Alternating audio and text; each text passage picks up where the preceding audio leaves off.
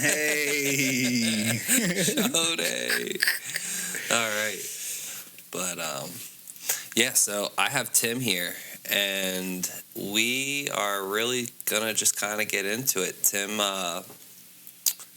had to grow up pretty quick. He lost his mom at a very young age.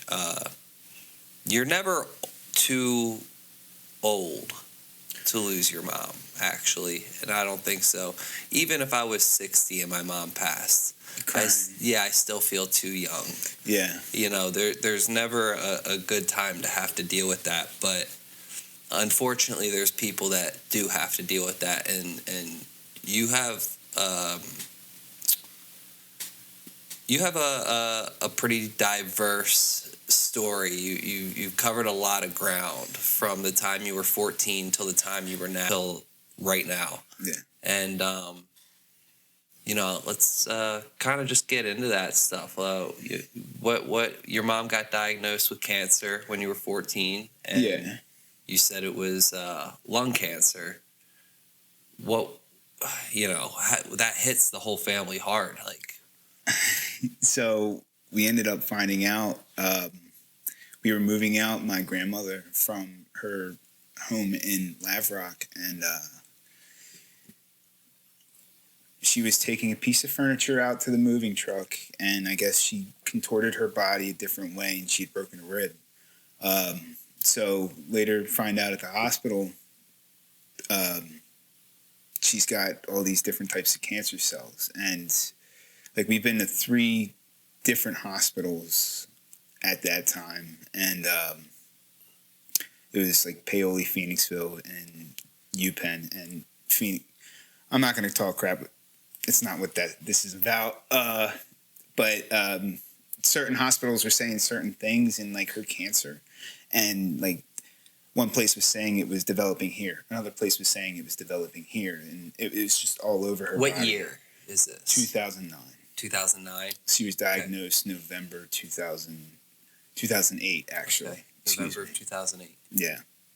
And then what year in school were you at that time? I was a freshman in high school, okay. So a lot going on. Yeah, you're turning into a man. Yep, like you all have emotions that are just hitting you all different ways. Yeah, trying to make it on like the football team and everything like that, and this was just like at the time like football season was over because it was like November. Yeah, Thanksgiving game's the last game of the season. Yeah, and then it was just like a little bit of a kick in the balls, and then the winter was just it was a darker winter than most. Sure. So I mean, that's not a happy Christmas. Yeah, but we made the most of it, we really did. You have good pictures and stuff for that. Yeah, my dad probably has them. Yeah, because he's the one that like busts out the Nikon big boy camera and stuff like that. So that's cool.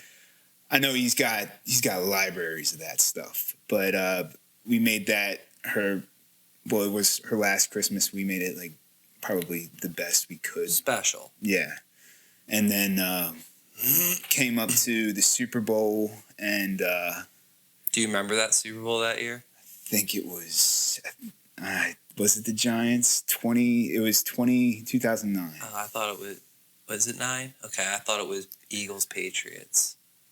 It could have been. I'm not sure. I thought that was 08. All right, regardless. You're probably right because like it was all haze, but yeah. I remember having a Super Bowl party, and like my mom was just like halfway through, she's like, I'm done. I'm gonna go upstairs, and like I was proud of her for actually trying to mingle. Kick it. Yeah. And then March came around, and things started to take a really bad turn, and we lost her on the 23rd, and like it was a very, very. Did she stay home? Yeah, it was a very beautiful day. I'll say that. Okay.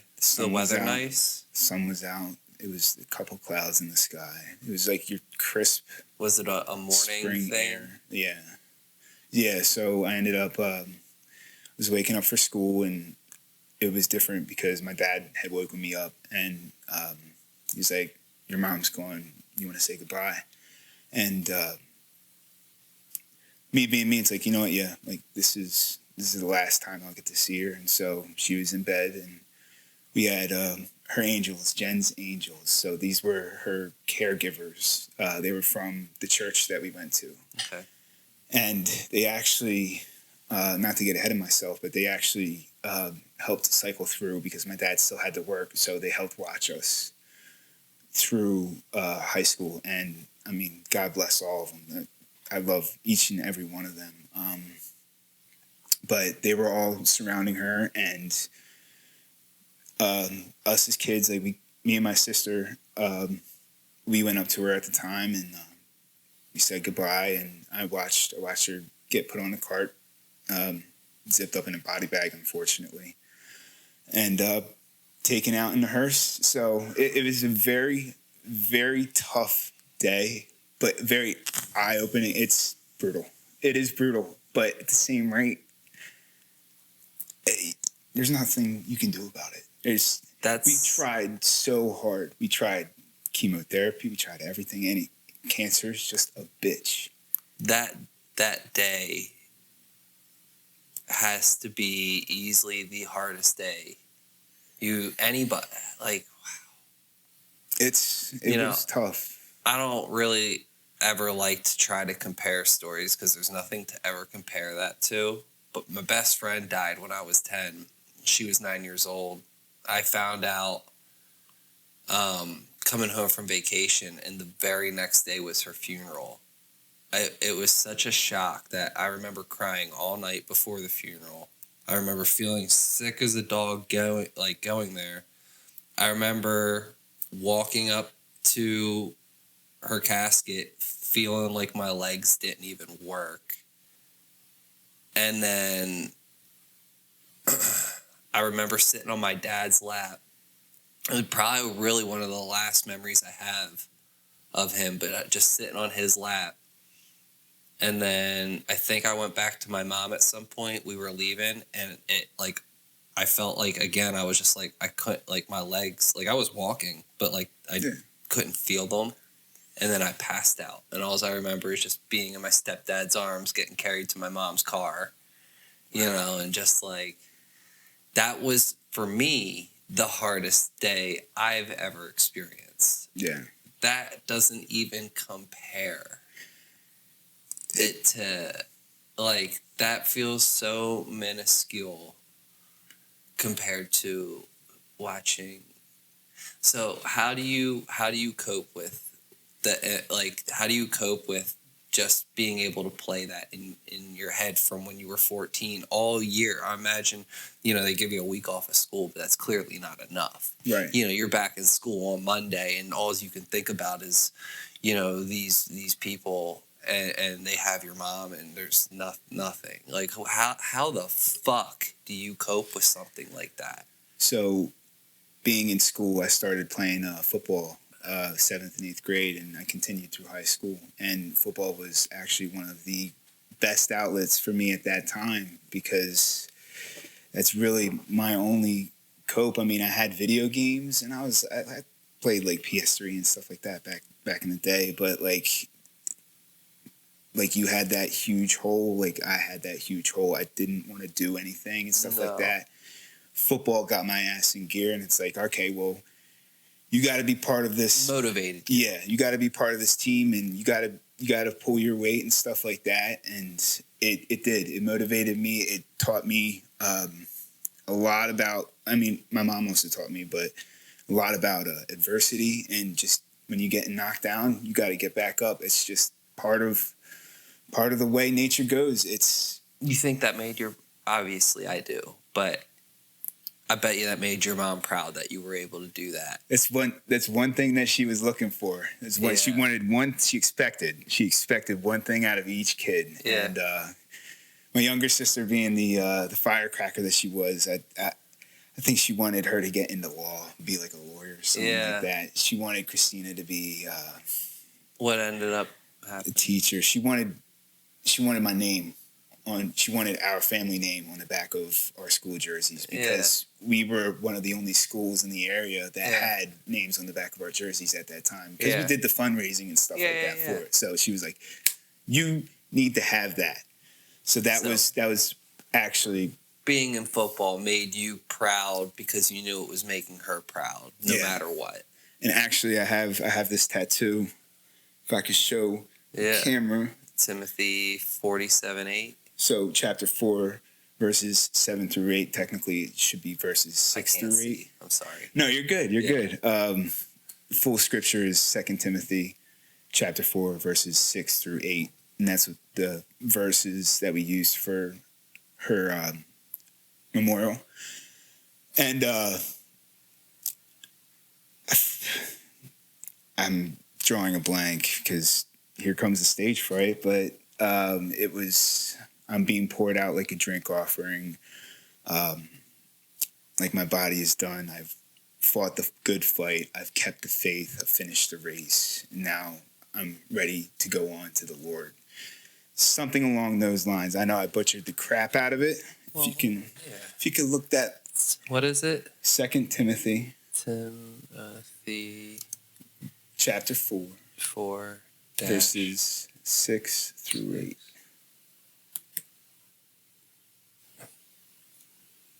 Second Timothy. Yeah. All right, hold on. Let me see here. No, I will not subscribe.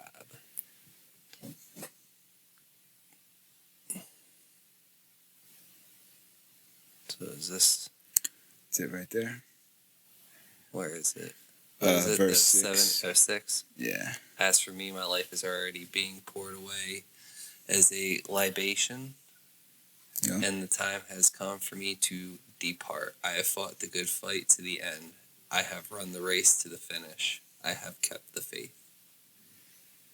And then I like it. Verse 8.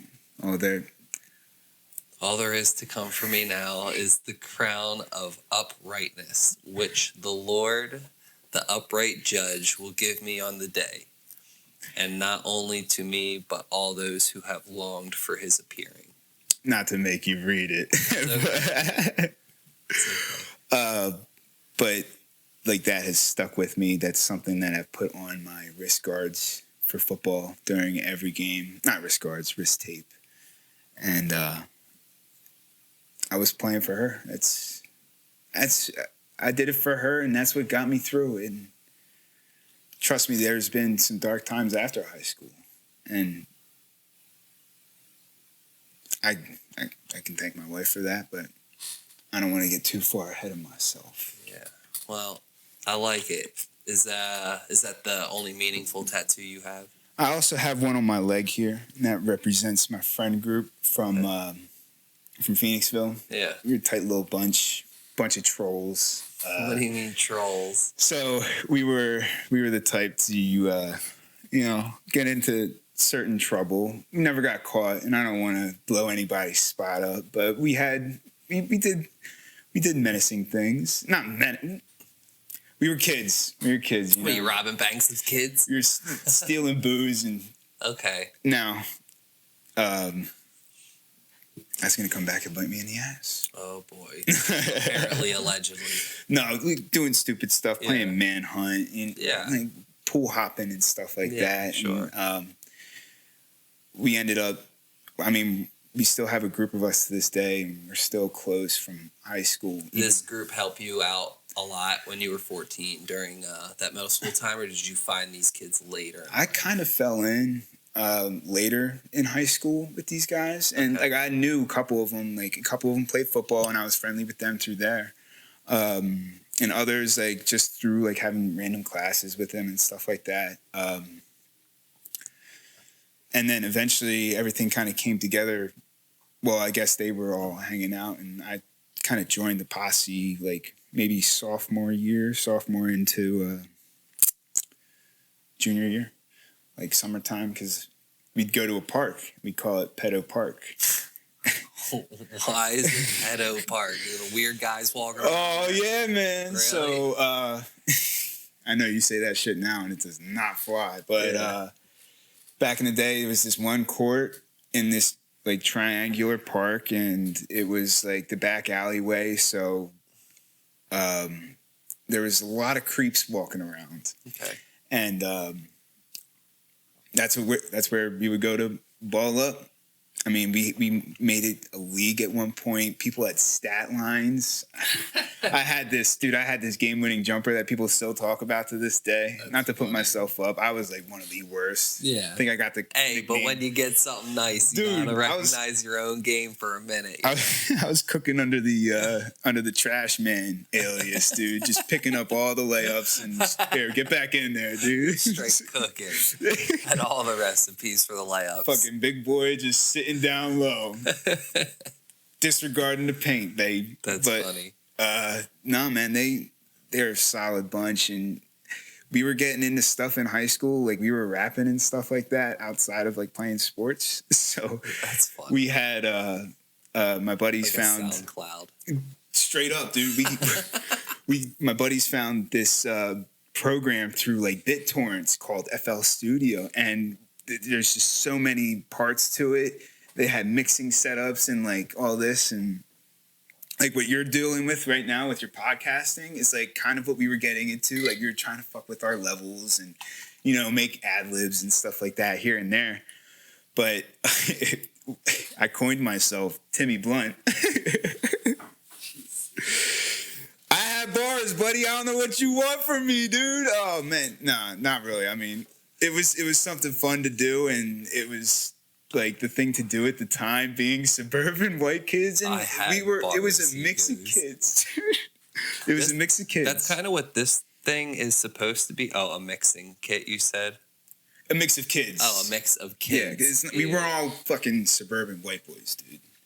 That's a fact. We were like the most diverse fucking friend group in that shit, but I'ma get off my pedestal on that one.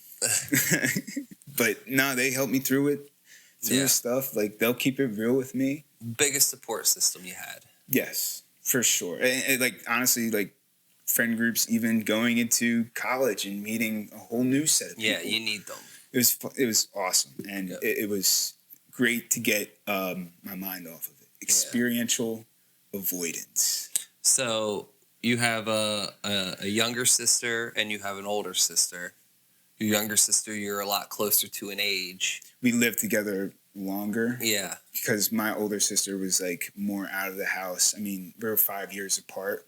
So she was already hitting college before I was hitting high school. So who took it harder when your mom passed? You or your younger sister? My older sister. Your oldest sister. She was studying abroad. Who was the rock of the family? Your dad? He almost has to be. Yeah, at that time. And it was tough for him because he was always back and forth. So he couldn't really be there. So it was really like Jen's Angels were kind of the rock. Was there a point when you could tell that your dad was leaning on his kids for like support? Or could you see that he kind of just isolated himself a little bit? It was a little bit of isolation, I want to say, because he was getting it from all angles. Like,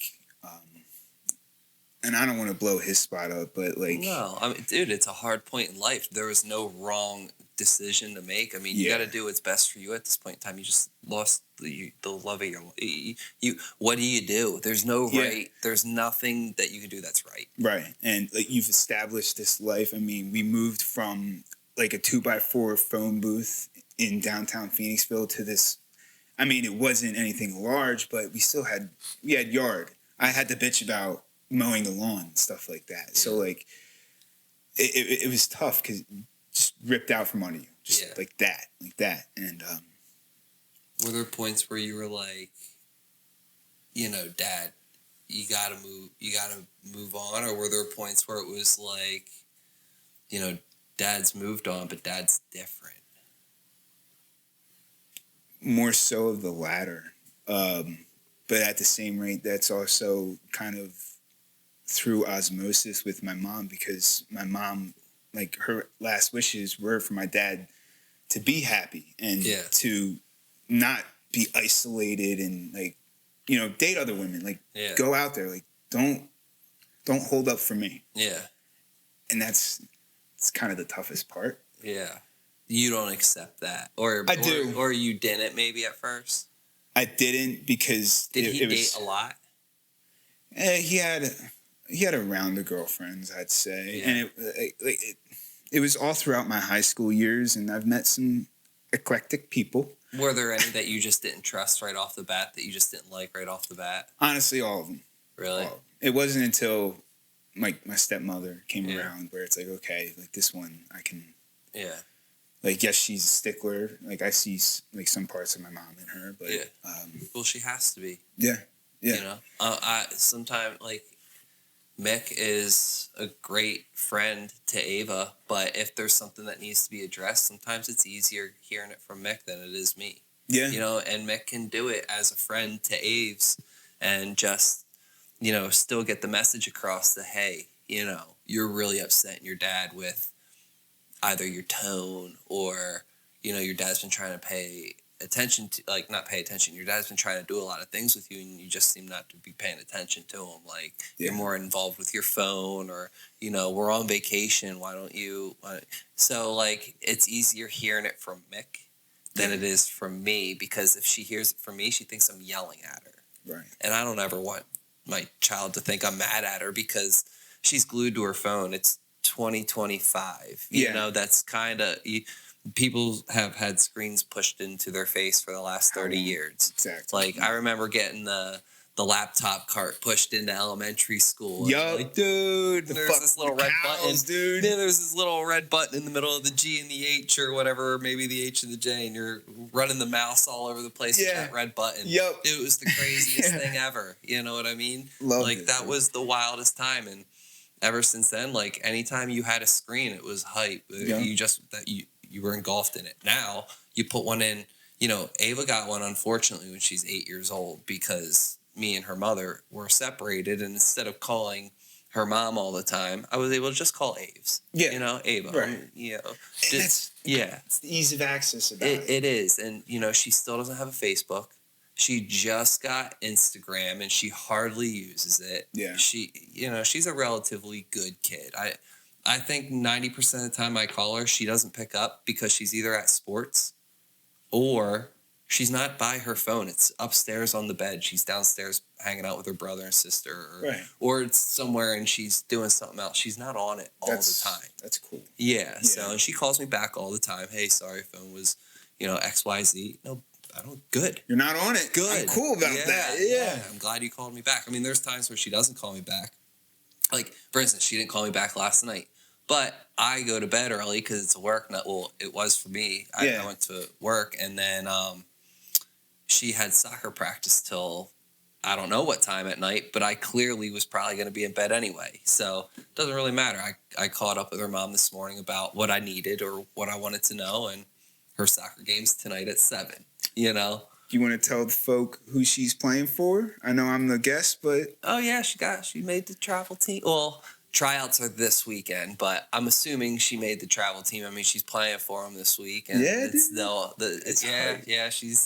she's doing well. She's playing with some of the older girls and just kind of making it happen, you know? And she's not on these wishy-washy younger girl teams anymore, and she's growing up. Hopefully it brings her into college one day. I think track's her thing.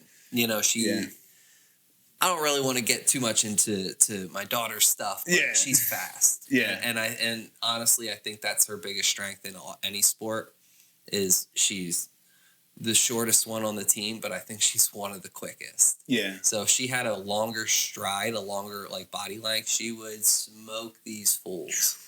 But she just hasn't been blessed with any height. Give it a year or two, and you never know. You got puberty like right around the corner, dude. Yeah. I hope she sprouts up. And I mean, there was a race last year where she was doing the 400, which is one full lap around the track. She was second in the 4x400 relay. By the time she got the baton, the girl that was in front of her was already she was already 200 meters in front of Ava.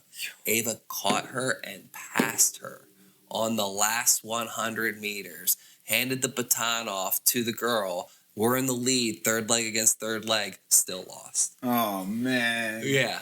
But you know what? If I was at college and I would have seen that, I would be like, I don't know who this little girl is. She's in 7th grade. I'm not saying this because it's my kid, but it was Dude, it was the shit that every parent, every kids were running up because people were starting to go nuts. Like, I think she's gonna catch her. Dude, I'm getting goosebumps right now. But That's it's sick. like so they start on the first 100's a turn. The second 100's the first straight. So on that 200, it's like, whoa, Ava's like on that 200, and that girl's just getting off the 200. At the end of 300 meters, they were like neck and neck. Ava's hardly getting in front of her on that 400 because she's gassed, but now it's all mental. Wow. And she's so tough, man. That's And awesome. yeah, it turned into a tough guy competition, and I could tell. I always tell her, too, you don't do this when you're done because it pulls your diaphragm up and your lungs don't fully inhale and exhale. You're not getting all the blood you can do. Keep your arms down. If you have to, take a knee or crouch. She's down there doing everything she can to get her breath. And I keep seeing her want to do this because it feels good, but it doesn't work. It doesn't work. You feel better faster if you just keep your arms down. That's what I was doing for football, dude. It doesn't work. It brings your muscles up into your lungs. You don't get full inhale and exhale. You don't get all the blood pumping, and you don't get all the oxygen into your blood. I was also a fat fuck. Well, no. But yeah, it was easily my favorite sports moment with my kid. That's so cool. And it was. And like, if I was at college, I'd be like, that's the 400. That's a tough run. Yeah. It's not considered a sprint, but it's not considered long distance. But you have to sprint it. Pretty much. And it's a long distance. Yeah. So, when colleges see you excel in that, they watch. And I think like the world record was just broken like not too long ago. I mean, dude, it's like around, I want to say a minute. I might be. No, it's under a minute. I think it's in the 40-some seconds. You're right. Yeah, I'm almost sure. Let's see. What's the record? What was I thinking about? 400. Maybe swimming. Yep. Yeah, 43 seconds. Damn. Yeah, it's crazy. Not me. So I think Ava ran that, and me and her mom was just talking about this today, but I think she ran it on my birthday time. I think she hit 124. Whoa. That's pretty good. But 30 seconds is 30 seconds. You know what I mean? To gain 30 seconds is... That's a lot. It's a lot. You're asking that out of an 11-year-old. 13. But you know what I mean? By the time she's 17, that's the end of your high school career. You're not killing 30 seconds in that fast. And then you have a shot to do it in your 20s. She's 10 to shave 30 seconds in 10 years is damn near impossible. I mean, you're as fast as you are. You know what I mean? Yeah. At the prime of high school, that's the strongest you're going to be. I mean, that's the fastest I was. Yeah. Were you ever faster than you were in high school? Maybe, because you said you were larger in high school. But Yeah, I feel like I'm faster now. Yeah. Just because, like, we do, like, wind sprints for football and stuff like that. I'd be dogging it. We do 200s and 100s, man. I mean, Steve and I have worked together, and it's like, he can hear me, like, bend over, stupid shit, well, like get up on making the panel, noises. just Yeah, yelling. yeah, dude. Like that Feels was good. me at the same time running, man. Like, ugh. And everybody's making fun of me, like, "Come on, Tim, you fat fuck!" Like not like that. It's like, man, stop making noises. Like my one buddy, we would always like go at each other because he was a giant dude, and he played D end. He was quick, but like I always had my times where I could stop him, and he would always just rag on me, dude. Come on, Tim, come on, let's go. Quit making them noises. It's like stupid stuff like that, dude. That's cool. Yeah. So you got into some art. So that was when I hit college and talking about like my different. So this is way after high school then. Yeah. Okay. Yeah. Well, let's not touch into that yet. Okay. Let's wait a minute because I know high school you have more than that kind of helped you through your losing your mom. Yeah, and along with football was cheerleading. So how did you get into cheerleading from football? So our high school was kind of traditional in a way, and when I say traditional, I mean looking at it now, this shit would not fly. I mean, cheerleaders would be making sweets for the football players on game day. My senior year, it came to a point where one of the moms was like, "Yeah, this is like super misogynistic. Like they shouldn't be doing that." And I was lucky because my cheerleader was like, "Oh, dude, I'm gonna hook you up. Like I got salt, or what do you want? The caramel turtles, dude. Yeah. Fire, dude, fire. She always hooks me up. Yeah. But we did this thing for homecoming, and homecoming week. For us, at least, we did like stupid days in school, like duct tape day. Everybody dressed up in duct tape, and that was a whole mess. And like we did stupid mini games, but we always did this one thing at the end of homecoming week called the Powder Puff game, and it's where the cheerleaders / pretty much all the girls who wanted to play football played a flag football game, and all the football players / soccer players, like whoever's playing fall sports at the time, they were all cheerleaders. And I was kind of a mix between being a coach and a cheerleader, because there was 2 cheerleaders that came up to me at the time who were in the same grade level. I'm getting ahead of myself. So going through and doing all the powder puff stuff, they kind of recruited me. 2 of them came up to me and they were like, you're actually really good at doing this. Like, you got the pop, you got this. Like, you'd be a great back. And you were probably just having a good time. I was, dude. Being an asshole about it, but like doing it fun. And there was this thing. There was like I swear, and it didn't start with me, because I can tell you there was 2 kids, 2 grades above me, that started it when I was a freshman, and then it kind of became like a thing where it's like, all right, 1 guy or 2 guys from the football team is going to join the cheerleading squad for the year, and like they'll go out and do competitions and stuff like that. And it's funny because in that bracket, I guess you could say, because technically it's co-ed, there's not a lot of co-ed high school teams, so like we kind of ran the numbers with all of our competitions. But yeah, coming into junior year, like I was cheerleading after football.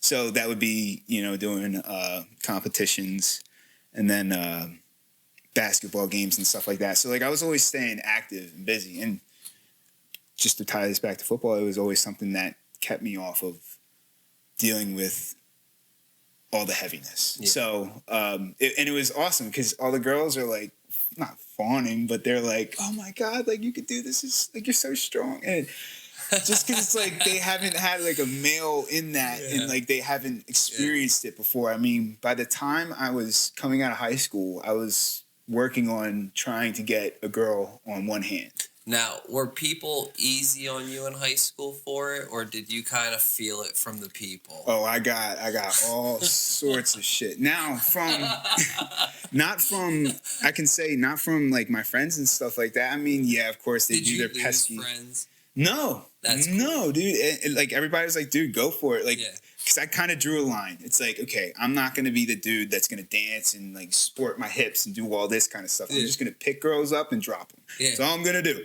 Don't need to do the jumps. My knees are messed up in the first place. Yeah. Like, I'll just pick girls up and put them down. Layman's. That's it. And people respected that. And it wasn't. Phoenixville respected that. It was everybody else that was like, dude, they got a team, and I don't want to fucking take it there, but that's what they would say, though. Those were the words back in the day, dude. Like you're a stuff like that, and like of course you're like, wow. And from like now, the even now, team. Yeah, even now, like it sounds even worse. But those were the words that were getting thrown around. Like, you're such a gay. Like, why the hell are you doing this? Like, you flame this, that, and the third. It's like, well, I mean, I'm around women, and I've kind of established a line here. You're just looking from the outside in, buddy. I don't care about you. Yeah. I don't care about you. Yeah. I was doing my thing, not giving a fuck, and it ended up getting me to college. Yeah. Hey, that's good. That's a win. Dude, and there was one competition that we did at the end of each season, and it was at St. Joe's University. Coaches there were like, whoa, you got a co-ed.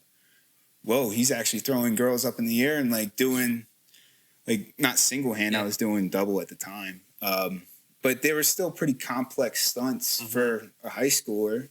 They were like asking me to come on there. At the time in high school, I was kind of gunning towards like sports marketing, and St. Joe's had a sports marketing program. So I was like, all right, this is it. Get in there. I'm in there. Yeah. And Dude, like it's fantastic, but like I was under the impression that like, not to say I was going to get a scholarship, but I'd get some type of grant money or something. Mm-hmm. It was a club sport, so it was kind of like run of the mill. Not to say it was run, because it was official.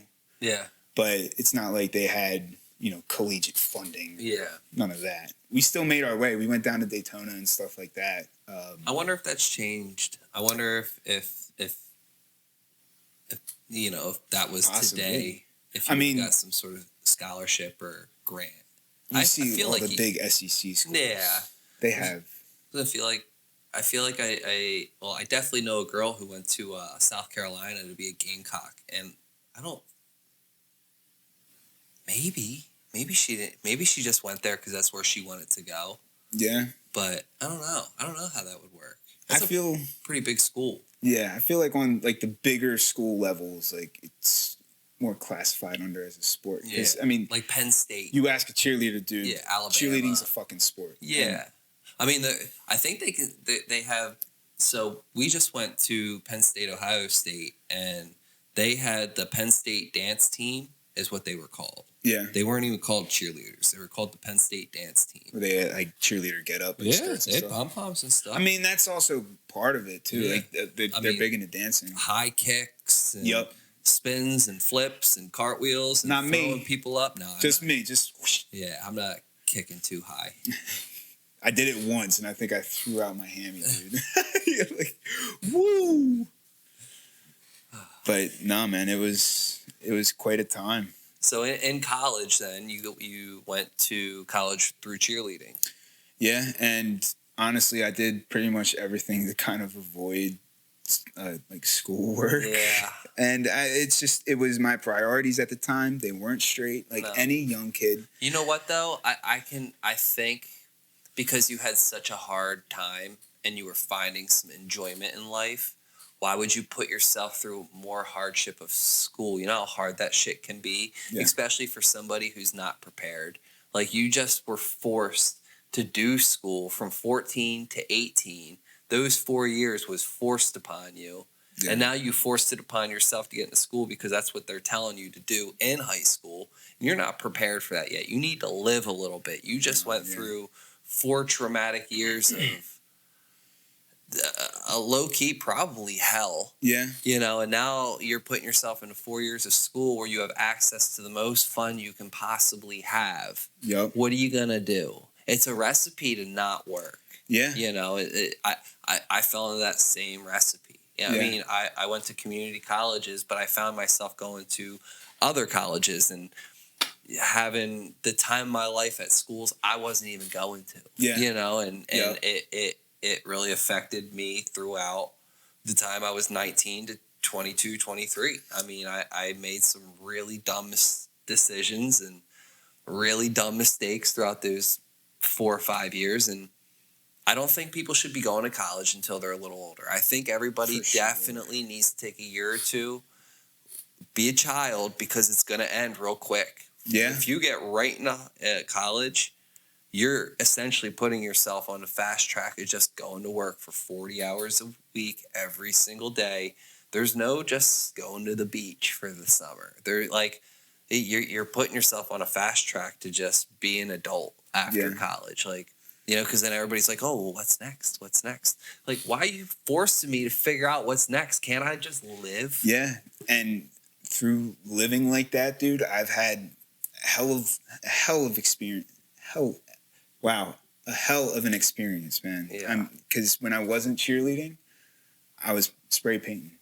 And probably not the best choices. No. And I can tell you, like, this was a whole new world that was opened up to me, where I found a great group of guys. Still like that. A great group of guys at St. Joe's. And a fantastic gathering we have here. Yeah. And one of my buddies there, he was from Boston. He got me into it, and just that aspect of freedom totally kind of switched my mind. And not to say in a darker way, but it was just more freeing way of like kind of expressing myself and seeing other people's work. And like, this is what you're pulling up right now. This is one of the pieces that I've driven by time and time and again going down into the city. My friend from Boston, he was in with a couple crews up there, but he kind of schooled me on like the crews of New York, the crews of Philadelphia, and that's really kind of what got me into this whole graffiti scene. And like what you're looking at right now, this is just unreal. You like that? It's huge. Like, I could never read that until you told me that it was GANE. Yeah. How do you say it? Gain? Gain. Yeah.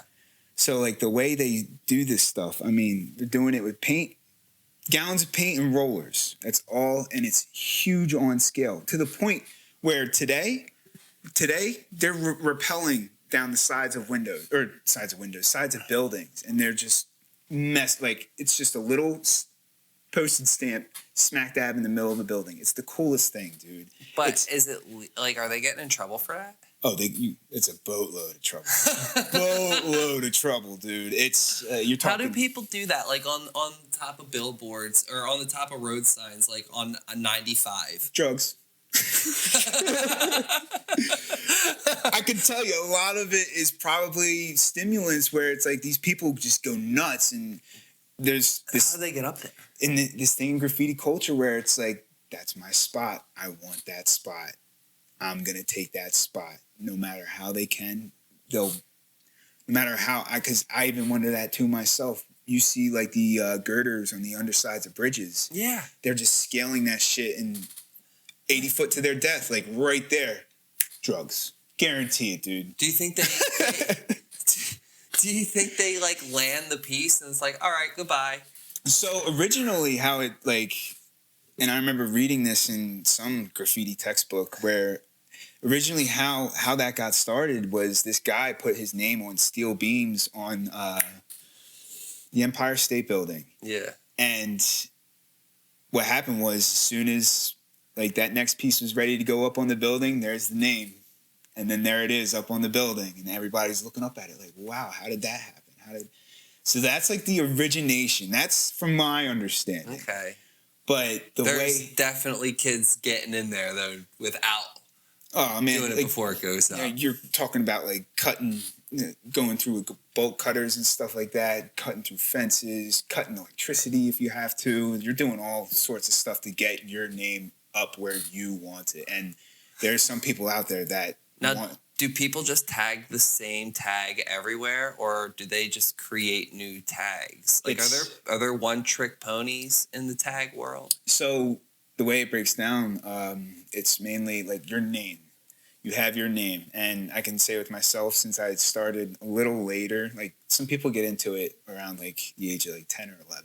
They'll start seeing stuff on subways and be like, "Whoa, like what's that?" Like, they'll think of their own name. I've went through like 3 names in 3 years because I wasn't sure of what I wanted. But there's different types of tagging where it's like, if you want to go out and run the streets, we call that bombing. So you go out and whatever you can see, like pull down grates and stuff like that, like fences with like the tines in the middle of them, like stuff where you can see what you're tagging. Like, it's called bombing. You're going out and you're just like rallying pretty much. And then you got your throw ups, which takes a little more time. I kind of associate that more with like, there's a little bit of a bombing aspect to it, because when you're quick about it, like you can do a whole throw up in one line, and that's like basic bubble letters. Yeah. And that's kind of like whatever style like you kind of picked up through like your city or whatever, because every city has a different style. It's pretty cool. And then you have like your pieces and your burners. So like what we just watched, that Distorto, Texas and Gain, those are all just straight burners, because first off, they're so huge. It takes, like that was probably done in a night, but like over like a solid, I don't know, maybe 5 hours. I'm just speculating. Passing. They have to be passing. They have to see. That's the thing, dude. And like Are they just dressed in all black and getting like down? Pretty much. And there's points where like trains are going by. Even running the tracks, not running them, my fat ass, but no, like walking the tracks and stuff like that. Trains are coming around, and like you got to quick dodge and black yourself out pretty much so that you're out of sight, out of mind. But I mean, we're also going, excuse me, at like 10, 11 at night. We're out until like 3, 4 in the morning.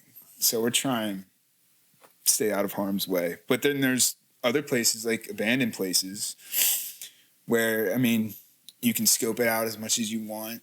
And if it's safe enough, you can just hang out in there, like crack down for the day, throw up some fire pieces, and really go kind of nuts with your work and throw every arrow that you want in there. But there's some really cool artists out there, like Mast. There's one guy, Soviet, fucking fire. Like he takes graffiti to a whole different concept where he'll put like faces. How do you spell that? Soviet.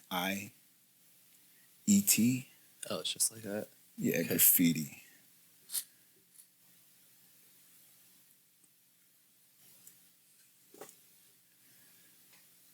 And it's probably going to come up with nothing but like Russian stuff. But I think this dude's like out of Pittsburgh. And like he just has some super conceptual pieces that are just like that right there. So, yep. Would you just, to your right? That. You can't read that for your life, dude. No. All of everything that you see, that's all of his different types of tags and stuff like that. That's his style. His style, dude. It's very like, I don't want to call it anti-style because people are kind of bagging that. You know who this? I know a guy that does graffiti that looks like that, and it's really, you know, he's good with a marker. He's good with like one calligraphy of those. Type. Yep. Yeah. He's just good with them, like one of those wide, thin tip markers. Yeah. So that's probably a New York fat cap, and there's so much manipulation you could do with just that to make it look like you can bring the cap in and bring it out to get your spray diameter bigger and larger. Like you can fade it up, fade it down. A lot of Philly tags, call them Philly wickets, but a lot of it is just. So where does, I know you said that like graffiti's kind of helped you with the coping mechanism of your mom. Is it something that kind of like helped you get away from life? Is it something that like made you feel alive? Like what was it about graffiti that was an outlet to get like, to like push those feelings aside or? It's more so like, having that outlet, never really conceptualizing that as a kid and like growing up through high school. And like there was kids in high school that did it. I've introduced some kids from Phoenixville to kids that I knew in St. Joe's, and like they went out tagging together and stuff like that. But it was that freedom of, okay, well, I have something and I'm going out there and kind of expressing how I feel. And if I could be up on a wall somewhere, just hanging out. And if I get buffed, and that's a whole thing too, where people come through and just hit it with a whole roller of paint. So like, how do you figure out what your tag's gonna be? Like, how do you figure out what your name's gonna be, or where do you get like inspiration from? So back then, I was a Giants fan, and like looking at Giants nicknames, I landed on Gint because like you have the G-men, and then I think back in like the 50s or the 60s, some sports announcer was calling them the New York Gents. So I was like, I want to be Gint, Gint, and it gets confused between all of my friends to the point where I either tack on an O on the end just to kind of like help out, but then it just turns into ginto because it's like, no, think of gin, Yeah. the alcohol, dude. But then, so that was my name when I first started. I ended up changing it to Pasco, like Monopoly. Mm-hmm. Pasco, give me that $200. That faded around, and then it turned into past due because I was failing out of school. And then I eventually went back to Gent, and I've been rocking Gent ever since. Well, now that I don't do that shit no more, I can say that. Yeah. Without a doubt. It's not. Maybe I'm incriminating myself. But no, I mean, everything's allegedly, if you ask me. But, I mean, I've never seen you spray paint anything. I've known you for 4 years. I've never even seen paint on your hands. Yeah. You know, but unless it's at work. Yeah. Right. But so then after that, what, you get into the metal art? Is that so? Like I was still fucking around with graffiti post college. Like I still developed a great relationship with those guys. Yeah. And it wasn't just graffiti. Like just going down there for the weekend, shooting the shit, and just hanging out because they were.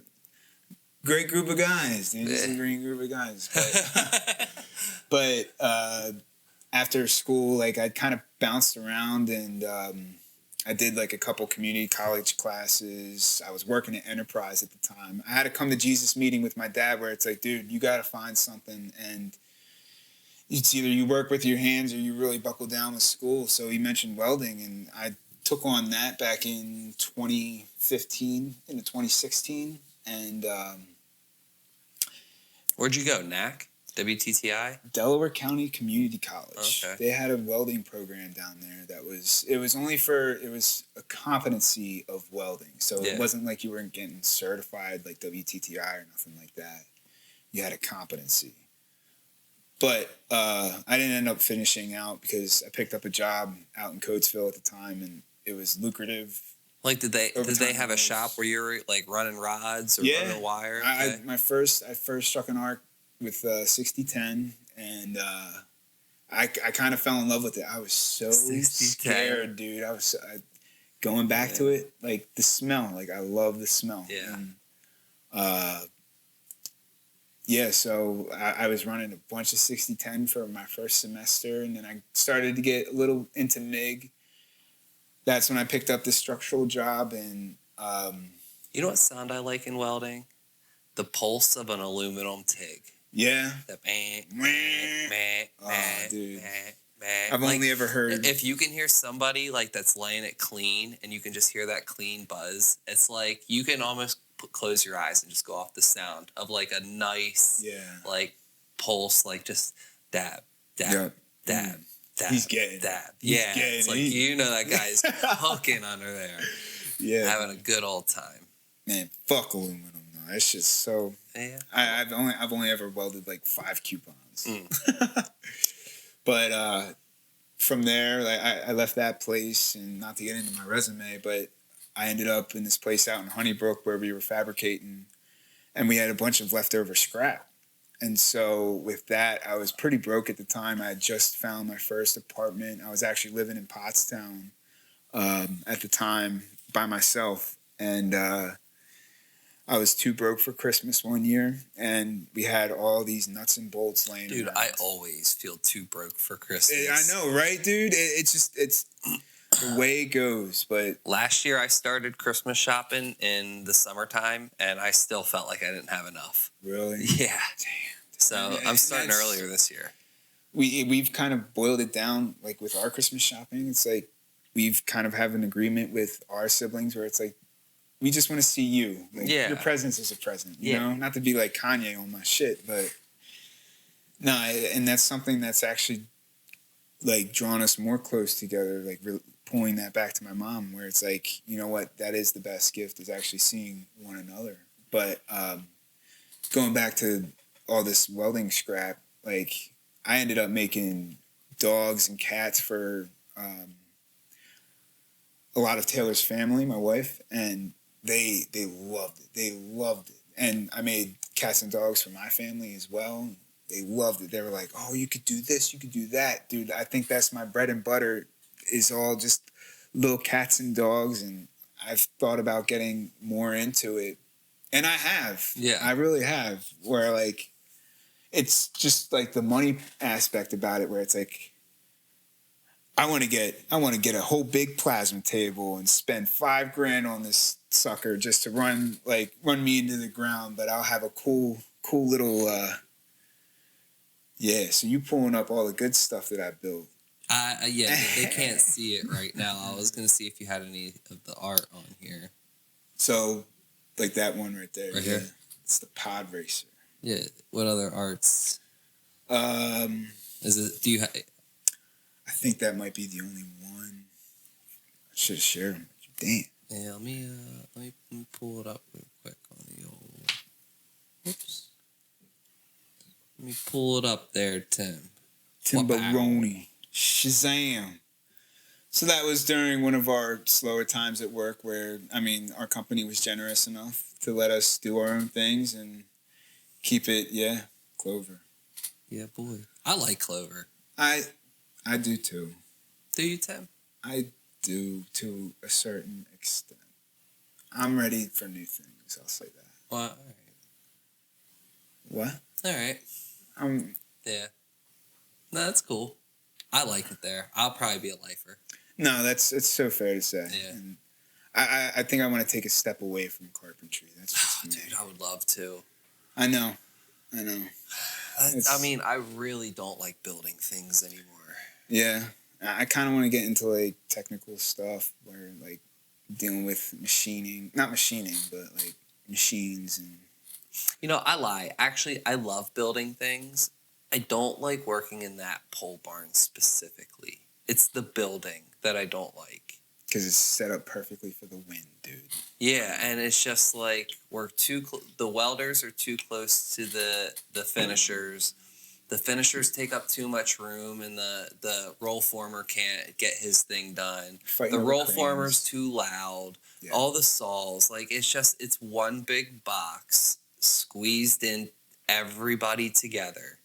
It's loud, it's windy, it's cold, it's hot. It's everything that is annoying for the day. It is, but at the same time, we also do produce. The company's amazing. Yeah. I love the company. I mean, I get it. What are you going to do? Escape noise. We work in a weld shop. Right. You know, like, it's going to be loud. There's going to be hammers smacking. Yeah, that's something that you're not really ever going to escape. But hear me out. I've worked at jobs where they have cinder block walls up that kind of deviate. This is Department A. This is Department B. You know what I mean? This is Department C. You have, the plastic doorway strap things that you walk through. We have the flaps anyway in some of our hallways. But I'm not saying that we got to put cinder blocks up in our plant. It's not. That's definitely not gonna. That would never work. And sorry. But I was just gonna say, but the new building hopefully has some sort of sections for, I almost want to use the word segregation, but it would be nice if they segregated the welders from the finishers. That would work. Yes, tenfold, dude. Like, get everybody's out of each other's way. Yeah. So, I totally agree. Whenever that building does go up, and it'd be sweet. Yeah. All right. Well, you got married. 3 years. You got married in your mid-20s. You and your wife went away to Ireland. Yeah, buddy. Ireland is probably a pretty cool place. You were telling me some cool stories. How is it being away from home with your wife for a week? You can't get away. She can't get away. How is that? So for the first couple days, we were kind of in a daze, just trying to fight with jet lag. It was the first time I think we had both ever had legitimate jet lag. Yeah, because I think Ireland is 6 hours ahead, and so as soon as we landed, we left Philly at 8 at night. We got in at 9 in the morning, and we were just loopy all day. We're trying to stay awake, and I'm like rolling around the bed, like not trying to like fall asleep. But like right there. Yeah, and Taylor's just shoving me, and like we ended up snapping out of it. But towards the third or fourth day, because we ended up taking, I think it was a 10-day trip, and we got to see all of Ireland. Not all of it, but a pretty decent chunk of it. Yeah, what you can see in a couple days. Yeah, but the first couple days it was awesome because it's like, okay, we're going here, we're going there, and rainy. No. Okay. No, dude. It rained a couple days, and when I say a couple days, probably all of like maybe an hour or two. It wasn't anything. Definitely cloudy. A lot of pubs. A lot of Guinness, dude. A lot of Guinness, and I'm gonna be that. I think I asked you. I said, "How many Guinnesses did you drink?" You're like, "All of them." Too many, dude. All of them. I had them all, man. And no, it was a fantastic time, and towards the fourth day, it was a little bit of a teaching moment for myself because I was kind of getting sick of being with my wife, and not saying that in a bad tone or in a bad way at all. You just want some space. And I just wanted to like kick it. I didn't want to go on a tour because we were going to go to the Aran Islands, and I was being a little cranky all day, and we ended up back at the boat on our way back to the mainland, and I kind of got over myself, but I think about that a lot where it's like, why did I pitch a fit over like just being selfish? And it's like it taught me something about, being with my wife, where it's like we're on a great vacation, a fucking honeymoon, like together, and like I got past myself since that point, and I loved like every other second of it. It was not to say I didn't love every moment. Every moment was spectacular, dude. I mean, oh yeah, you're in Ireland. I mean, the rolling hills are probably beautiful. 50 Shades of Green. Yeah, people are friendly, and given the time, because administration's changed and things like that, and certain things are happening now, and I'm not gonna talk on that, but like things were good. It's not like you leave the U.S. and you get called a fucking asshole, Yeah. So that's just what's been popping up on my fucking Reddit as of late, dude. The media just kills. It's terrible, dude. It's terrible. Yeah. Oh, yeah. But it was a fantastic experience nonetheless, and like you get to see like the flair, you get to see the graffiti of Ireland and stuff like that. That was probably cool for you. Very cool. I was sharing it with my buddies. There's some countries where graffiti's not illegal. I want to say Germany has a few towns where graffiti's considered an art. I think so. I think you need a permit though. Yeah, and there's some places around here. Like, I was even going to say, legal walls. I think there's walls in Philly that you can legally spray paint. That was kind of our scapegoat when we get back to the dorms, because there'd always be security there, and our hands would always be painted up, and half the time my pants would always be ripped because I couldn't make it over a fence. So our explanation to them was, oh yeah, we were at the 12th Street legal wall or some stupid shit like that, dude. It was, and the graffiti scene in Europe is crazy. Like, oh yeah, they're awesome. hitting normal like commuter metros and stuff like that. Whereas like you don't really see that much like with SEPTA or like the metro up in New York. That shit's kind of down on lock and key. You're fighting through. You're fighting through like 2 or 3 layers of fences with barbed wire over it, mad cameras everywhere. Whereas like these guys out in Europe, they're just going up into this into the station, throwing a whole piece down, and I'm telling you, like they'll go full cars, just bombing the whole thing. I mean, they'll have cans like this big with sprayers that are massive and stuff like that. But they go balls deep out there too. They're about it. Right? That's wild. So that was a fun time for you, I assume. Oh, yeah.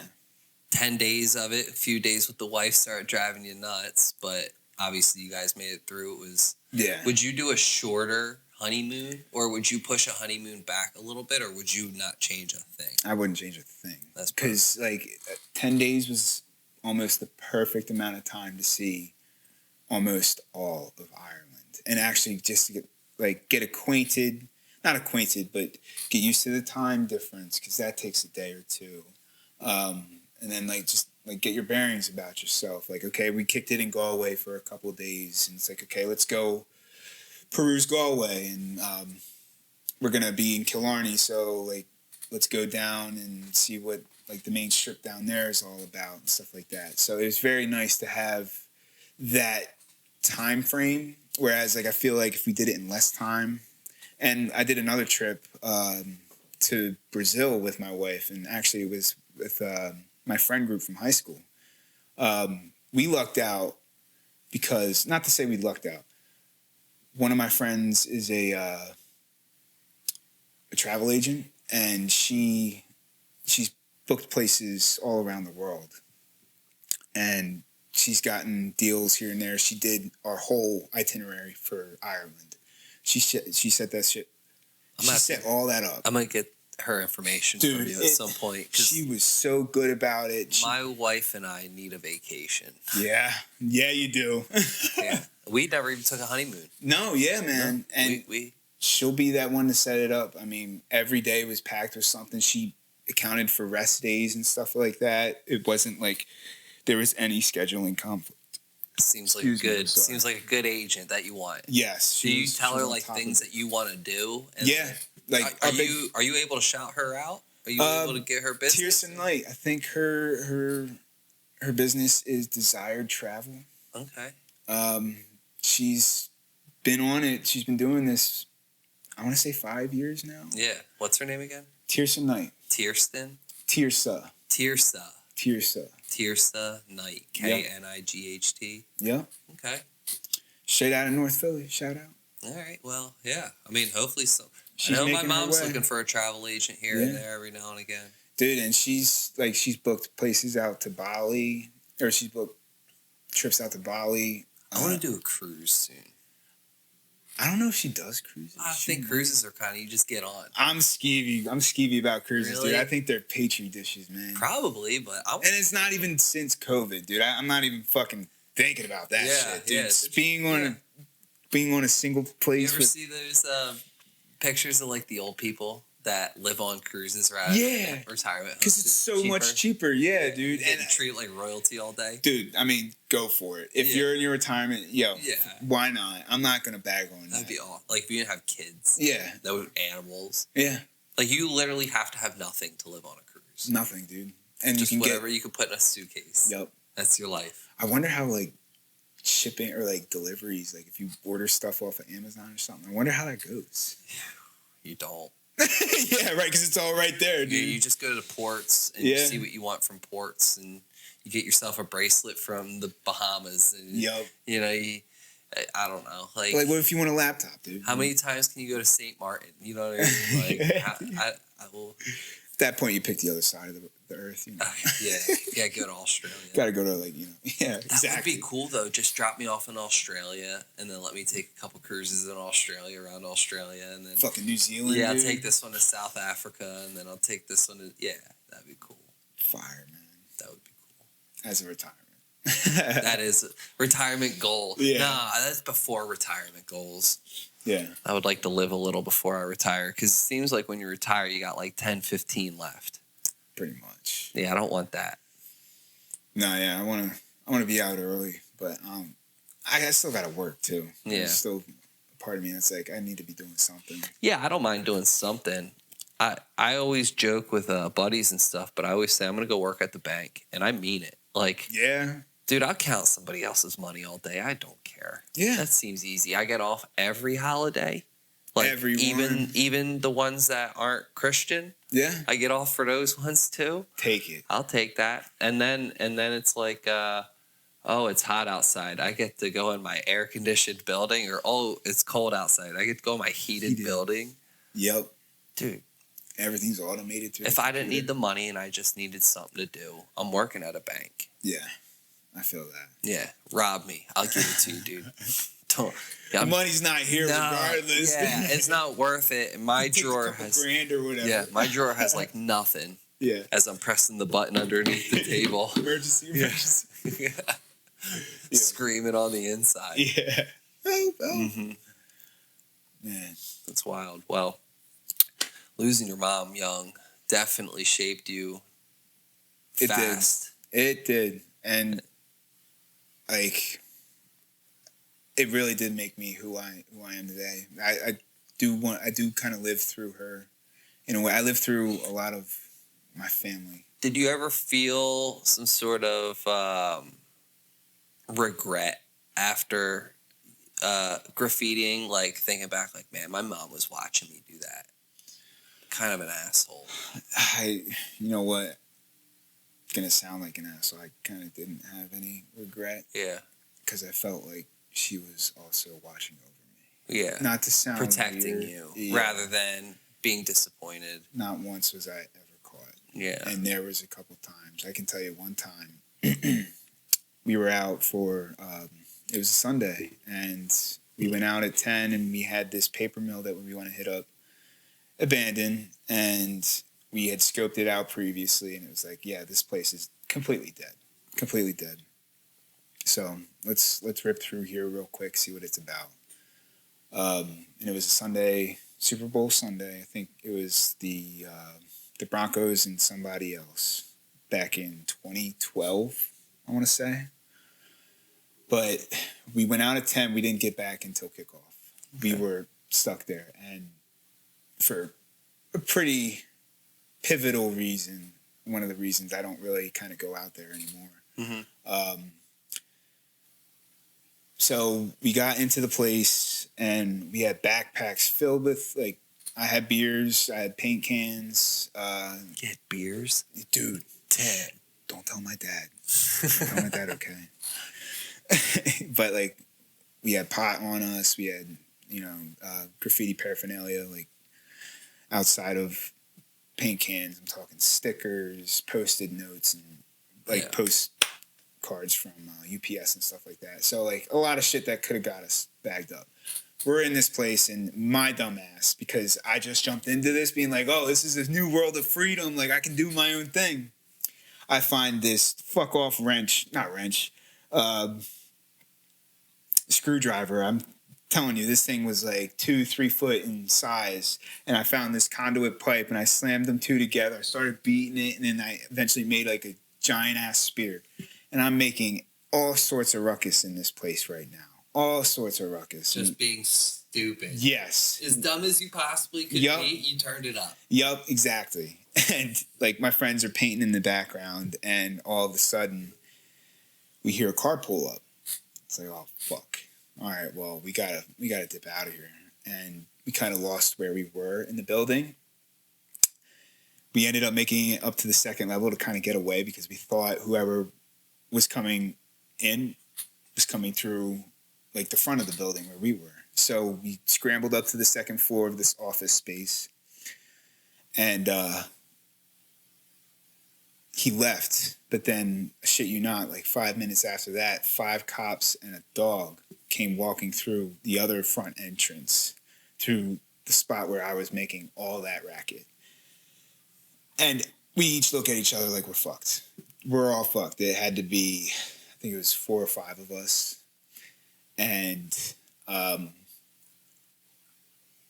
next plan of action is like, all right, we gotta hide. We have to hide. So we found a boiler room that was all the way down the hall, away from these office spaces. And me and my one buddy from Boston, we both hid behind this pipe. Kind of inconspicuous, but still, it's like if you were to wrap the corner of the doorway and actually come in, like you could see us. And then 2 of my other buddies hid behind like this giant boiler, so they were kind of out of sight.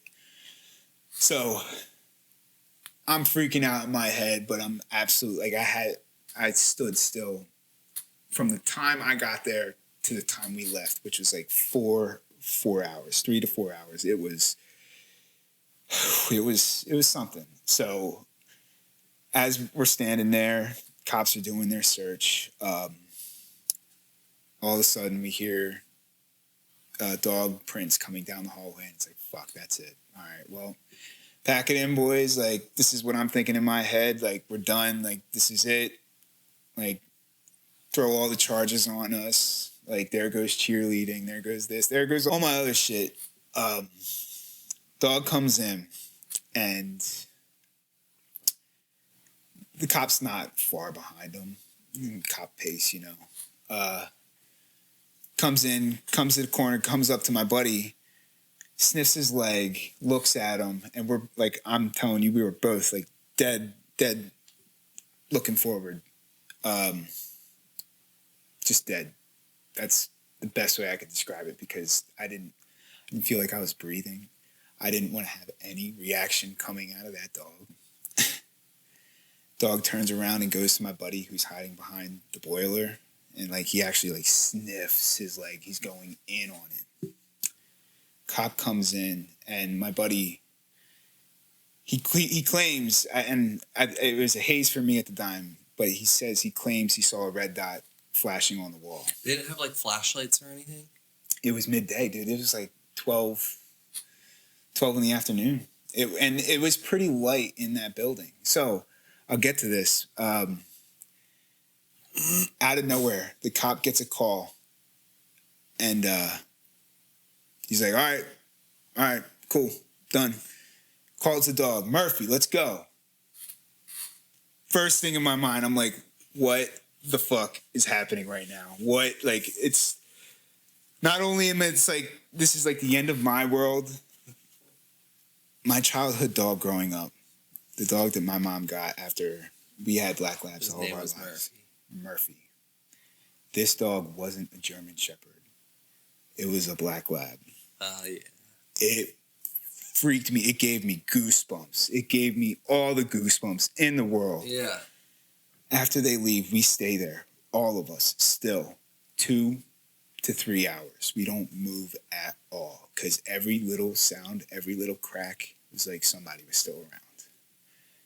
My buddy peeks out after 3 hours. He's like, okay, I think we're good. We got to just bolt.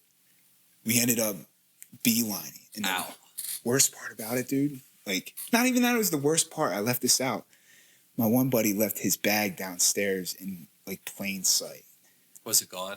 No, it was still there. Wow. Still there. So it's like these cops knew. Cops knew. Unless they didn't see it. That too, because I mean, they're people too. They're not perfect. Yeah. You know, you're probably looking for everything but a bag. So 2 weeks prior to that, there was a body dumped in that warehouse. And I think what they were going there for, more so being your noise.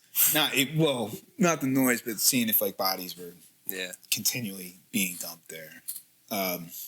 But after we got out, quickest, dude, 5 minutes, just gone.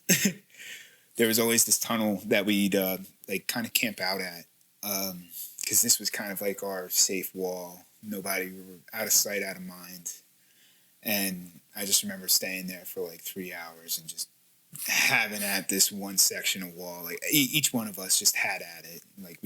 We got to get all of this out, you know, all of this like pent up anxiety, adrenaline. I mean, got to get it out with what? Paint? Yeah. Just gotta let the expression flow, not to be woo-woo. All right. But nah, man, that was one of the most pivotal times. And I still went out after that, but I didn't go out hard, I want to say. I wasn't like bombing too recklessly, I want to say. Like, I wasn't like, not midday stuff. It was, I would either be like walking the tracks and we'd run up on some trains posted up or something like that, and that would be that. Like, so is that like really the only kind of art that you really like? Like, as far as like graffiti? I also fuck around with like the metal art and stuff. Yeah. But I mean, like personally, like is graffiti the only art that really speaks to you? It is, because there's such a story behind each piece. Like, yes, it's like a name on a wall and it's vandalism and it's this and it's that. But it's also like, it's a story of however this guy's feeling at the time. Like, most nice, fancy burners and pieces that you see, like, these guys have it like premeditated in like a black book, and they have all sorts of detail to it. And it does tell its own story and like the artist's own style. So like I was showing. So there's famous graffiti artists. obviously, because you were showing me a couple of certain like artists' work. Yeah. Are those on legal walls? And if not, like, how are they not in trouble? Like, obviously, it's their work. Like, how do you get around that? It's a whole subculture. Yeah, I get that. Itself. I get that. But if what's his name, Soviet is hitting up all these different tags, and they're like, oh, well, here's Soviet's tag on the phone, and well, there it clearly is on 5th and Market. Like, can't they do something about that or no? I don't necessarily know. Because I know a lot of people are like secretive in a way, like, and then there's other artists out there that are actually cops. And you call them, I forget what you call them, but like they'll actually like rats. There we go. Okay. Oh, what's a rat? Always a rat, you know. But like, hey, you call him a rat, but you didn't call him a liar. Yeah. So like, it's people like that. I mean, and it's tough. Like, I don't want to speak on my buddy, but all of these people probably have some sort of tab open in the local precinct, you know, where it's like some guy's keeping track of this, and so by the time when they do catch you, they're gonna smack you with everything that you've done. Yeah. Everything. I mean, personally, I think it's deservable. It's kind of like putting a gun on stream, dude. It's all the same, but at the same rate, there's also like a cult following behind it. Yeah. I mean, there's art shows. This guy Disto, he does shows in Philly, and people probably are like, you can use my wall. Yeah, I'm sure people are like, come over and use my wall. There for sure are. Make my wall look sick. Exactly. Yeah, and I got to go. I got to go and meet a couple big heads in Philly one time, doing that. And yes, it's like a commissioned wall type, you know, where it's like they'll have mad heads come in. There's one dude, not Supreme. But this dude is just fire. And he was like the nicest guy. Just rolling up a blunt in the middle of a Philly street, dude. It was like, yo, this is sick. And then, it's all through like everybody's expression, dude. Yeah. Guys do some crazy outlandish shit to the point where you can't recognize letters. And I find that so fascinating. Yeah. Where it's like, okay, I have to sit down and look at this for like 5 minutes just to decipher everything. And that's what I try to look for in graffiti. I like looking for the abstract. Now, I still love all of the like the hard styles that like New York, Boston, down south, and like Houston and Baltimore. Like they all have their own styles, and it's all fucking sick. Yeah. I am a big rider. I'm a big dick rider of Philly. I mean, I'm not gonna front on that shit, dude. Like the Philly Wicket is in and of itself is one of the like most like passionate tags, and that's gonna sound super gay, but Wicked? Not super gay, but Philly Wicket, and it's just very sharp. It's very jagged. It's very what seems to be quick. Hey, you want to switch your chair out? Yeah. You notice how squeaky that is? Yeah. I wonder if it's picking up. Yeah, push that forward. Just switch that chair out with the other one right there. Here, let's She can't hold my fat ass. Yeah, I think it's just been being sat on for a minute. That one might help you out. That should work. Am I centered up? Yeah. There you go. Oh, yeah. There you go. Some extra cushion, baby. Yeah, it probably feels better too, does it? Yeah. Nice, cool seat. Yeah. Yeah, it was, I got to get new chairs. I mean, this is obviously still a relatively new show. Dude. I definitely got to go to the audio guy. I need to get a room, maybe, or something, because I think what... You saw me set this place up. Yeah, but what you have as a concept, it's fucking... Yeah, hopefully. I mean, I'm going to enjoy it. I have Wyatt Kilhefner coming on next week. That'll be fun. I have... oh, man, I'm already running blanks. I have my buddy Ben coming on who does, like, the restorations. Yeah. Of like historic stuff from like Philly and whatnot. So I have some pretty exciting ones coming up soon, but I'm really going to need to figure this out. I mean, if I have to get even better mics, I will. I think because the quality I got as a condenser mic maybe is where I went wrong. I don't know. Maybe this box, I don't need it. Maybe just different type of plugins to go straight into these programs. You're getting your feet wet with this shit. Yeah. And I applaud you for it because you're taking on, like 4 or 5 different hats. And I have trying no to wear idea them what all I'm at doing. once. Yeah. Dude, it's... Trying to get the people. I'm trying to make the advertisements. I'm trying to post the advertisements. I'm trying to produce this. I'm trying to edit this, put it out, go to work, raise a baby. Yeah. Yeah. All in one shot. It's a lot. It is a lot. But, and I got a YouTube. I mean, my wife is a huge supporter. Obviously, this doesn't make me any money. It's probably not going to make me any money. Never know. But at the same time, it's something that I'm kind of enjoying. It's something that she's allowing me to, like, take time away from her and the baby for, 30, 40, 50 minutes to watch a video really quick that's going to help me in the long run. And just like, let me just focus. I know the baby's crying. I made dinner real quick. I'm going to clean up tomorrow. Like, I get that. Can I just watch this really quick? She's amazing with that. Like, I couldn't have asked for a more supportive wife when it comes to anything I want to do. Yeah. The way you talk about her is just... Yeah. It's awesome. Like, I love her. I mean, I'm not going to say I'm jealous because I love the shit out of my wife. You should. But, I mean, genuinely, me and my wife don't argue. We don't fight. We never fight. You guys are best friends at the end of the day. Yeah. I mean, she's away all weekend, and, like, she's texted me a few times. She don't even know I'm doing this with you right now. So that's why she's been trying to get a hold of me. Her mom tried to call me. Like, everybody's fine. Yeah. You know what I mean? Yeah, like, yeah. But, she's the biggest support system, and just trying to learn everything here is so fucking time consuming. And she can help in that aspect too, because she's kind of got the audio techniques down. Kinda. I mean, she doesn't know anything about this. I'm gonna have to show her everything. But I also need new cameras. Like, you're running off of a 720 camera, hence why it looks the way it is. I'm running off my laptop camera because I'm finding out it's clearer than the other cameras. Yeah. So I would like to not run off my laptop camera. I would like to have a camera fixed here, a camera fixed there, one up here facing down on just however, I'd like to get rid of this and have a stand. Yeah. Rather than it being taped to a box of Huggies. Hey.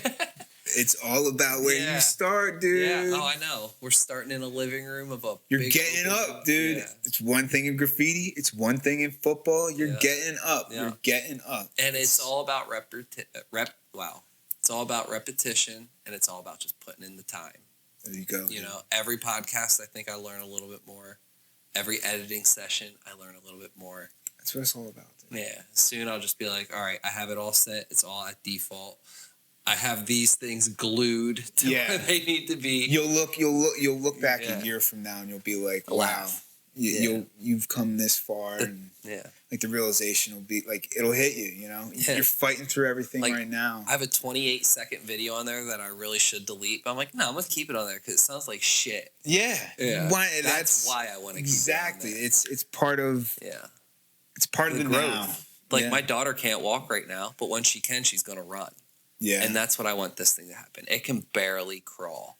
But once it starts walking, I want this thing to fucking sprint. Yeah. I don't even know how to do it. So, like, if anybody's listening and anybody knows how to help here, but, like, I want, like, to figure out reels. I want to figure out how to get this in the algorithm. I want to figure out all that stuff. I want to know how to advertise. Like, how do you get social media networks, YouTube, like TikTok. Yeah, dude. I don't use TikTok. No. That's tough. That's shit that you got to do. Yeah. I tried posting these on X, and they said my video was too long. Well, then how do other people post on X? Right. Like, do I have to buy all these subscriptions? Do I have to have a premium account? That ain't going to work. I don't get paid. Like, I can't just keep shelling money out. No. So it's like, how far can I go for free? All my programs are free, except Canva, which is my... Like, I'm going to make your still frame, your picture on Canva. I'm gonna do like all my Photoshop from Canva. Right. But I pay for that subscription, and it's not expensive, but it's fucking way cheaper than Adobe Photoshop. Oh, dude. And I bet you Adobe Photoshop's harder than DaVinci, and DaVinci's hard enough for doing my video editing and stuff too. Yeah, dude. It's just it's school on top. But I'm also taking this as college. I have 4 or 5 years to learn this as best I can, and even if the show doesn't work out, I have 4 or 5 years under my belt of learning this broadcasting system, or learning Adobe, learning interviewing. Yeah. That's a skill in its own. And you got to figure that out as you go. Like, if I do this for 4 years and I get kind of good at it, maybe I just go get a job for PBS in Bethlehem. It's right there. Yeah. You know, it's 20 minutes from my house. Maybe I go apply at Music Fest as one of their advertising developers, like an MC or something. Or that. Let me make your flyers and posters that go out in the papers and stuff. Like, you work from home. You know, you give me a bunch of your samples that you want me to build off of, and we'll go from there. Like, what if that's where this gets me? That's even cool in itself, you know? Yeah. So I don't want to weld for the rest of my life, that's for sure. Yeah. I do, though, see myself at this welding shop for the rest of my life if nothing else happens. That is true. Yeah. So this to me is essentially college, and if I fail again, well, failing's not really an option because I'm having fun, and that in itself is success. And you're learning something. I'm hanging out with my dude. We're hanging out. Exactly. We went out. We got pizza. I went around your Tesla, which is fucking awesome, by the way. Like, that Tesla is cool as shit. I was not a fan of it before we got it, but I am eating all my words now, dude. Yeah. I love that car. It's and this incredible. Is just kind of giving me the opportunity to chill with you and, like, you know, friends in rotation, baby. I don't ever want to be around to see my mom pass, and I know for sure my mom doesn't want to be around to see me pass. You know what I mean? But like, when that does happen, I know who I can call. Yes. You know what I'm saying? I tell it to everybody. Yeah. You have an ear to bend with me. Yeah. You really dude, I'm going to need a shoulder when that happens. Like, my wife's shoulder ain't going to be able to soak it up enough. Like, my mom's everything. Yeah. You know what I mean? Like, I grew up without my pop. Like, totally I don't understand that, dude. Yeah, I have a great stepdad who filled those shoes, but the void was never filled. And it's not his fault. It's not, he did everything he could. He's, I love him to death. I do. But he's not my dad. You know what I mean? Yeah. He's a guy who I would accept as a really good friend and the man of the house when I step in my mom's house. Like, he's the man of that house. But he says goes. You know what I mean? I respect that. That's who he is. And he gained that respect out of me. But it's not my dad. And that void was never filled. So when my mom goes, it's like, even if my real dad is still alive, like, I have nobody now. I don't have any grandfathers. I don't have a mom to lean on. Like, you know, now I'm on my own, or I gotta, you know, lean on the in-laws, which I know I always can do. My in-laws are so accepting. And that's what it is, dude. It's the network that you make yourself. Yeah. You know? Like, and that's really when family's not always blood. Yeah. It's not, dude. For me and my sister, through those 4 years of high school, it was these wonderful women through church that they would rotate through each week and make us dinner, watch over us, and everything like that, dude. It hit it on the head, man. It's not just blood, dude. No, it is not. Like, as long as you have the support system there, and my dad made sure that, my aunt made sure that, my grandmother, she made sure of that too. She was always, like, she was there watching my mom and stuff like that. So, I mean, it really, it's your support system. And it sounds like you got a great one too. And I mean, without Mick, I literally would be, like, my life hasn't changed much. Before Mick, I didn't really have a whole lot. You know what I mean? Yeah. With Mick, I still don't have a whole lot because I give her everything. Yeah. Yeah. You know, but I like it this way. Yeah. Like, if I need $20, I have to ask Mick because my paycheck's going to the account that I don't have a card to. Yeah. No. Totally fair, dude. Yeah. And same with Taylor. Like, we share this life together. Yeah. And it's a beautiful life. It's one thing that I take away from my wedding, where it's like my best man called our relationship like a paradise, and it was like, that's what I want it to be. It's kind of, you know, like, I've had all of this ripped out of me when I was a kid, and like, I just want to be in paradise. Yeah, loved. And men like love too. Yeah. Women want to be loved, but we want to feel it as well. Taylor give me so much crap, dude. Give me like, I'll start getting sensitive and in my own feelings, and like she supports me in those times very much so, and I've developed a lot of like. I imagine though it's easy for you to get in your own head because you don't have a whole lot of people to call. Can you call your sisters? Yeah, at any time? I will say. Is that who you lean on the most? Pretty much, and my dad. My dad too. Lean on your dad. Yeah, there's. Yeah. But does your dad kind of just be like, suck it up, Tim? Whereas your sisters might be more. No, not in that. I feel like that's how my dad would be. Yeah. Yeah, I feel like my dad's kind of just like, suck it up. No, my dad's been there for all of us. I would say, for the most part, yeah. I mean, like he's even gone through his own stuff, but he's supported us fully in everything. He's done things for my older sister with school, and like he came to every football game of mine. With Clarice, he was supportive through like field hockey, lacrosse, and with her whole military journey. Like, he was so supportive through all of that too.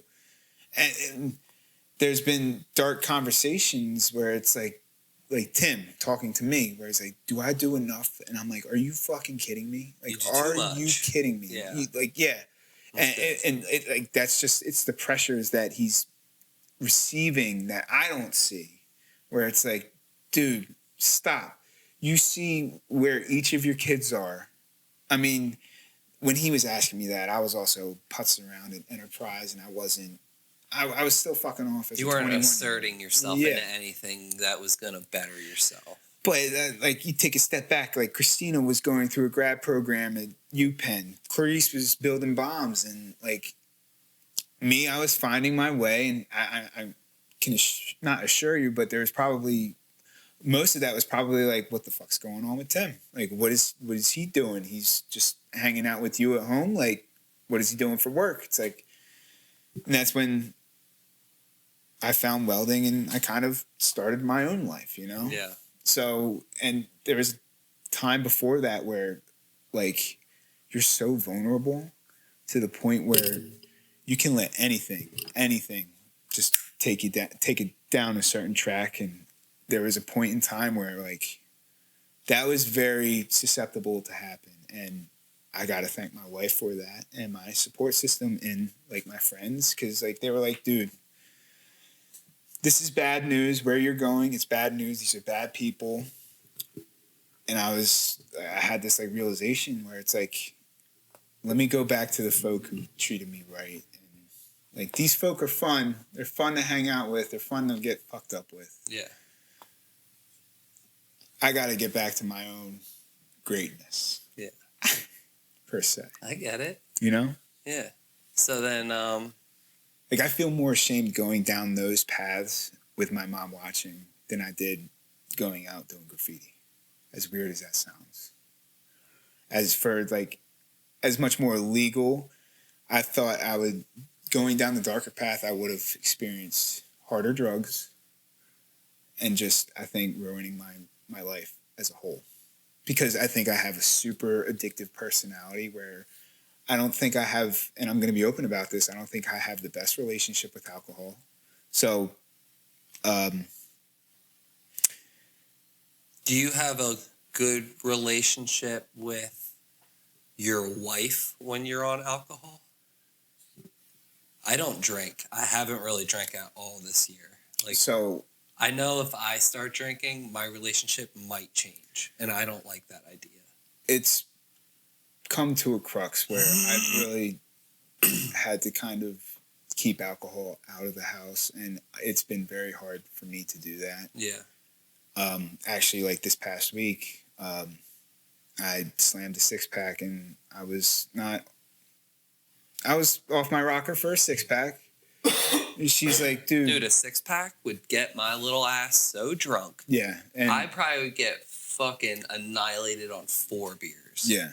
And I'm saying I'm drinking for effect at that point. Them 4 beers are going down in an hour 15. Yeah. I ain't playing. And that's what it was. I had a super shitty day at work, and this was the only way I was going to cope.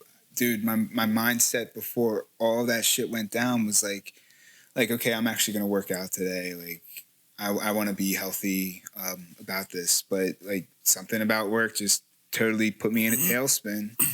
I grabbed a 6-pack, and towards the end of the night after dinner, she was like, you got to get yourself right. Like, and you guys probably weren't even good then for the rest of the night. For the rest of the night. And then even into the morning, because I put it on myself, and this is kind of my coping mechanism ever since my mom, where it's like, I've put so much guilt on myself to the point where it's kind of unhealthy. And I've had these outlets, you know, I can be creative through art, and, you know, I can still do graffiti, but it can be in a black book.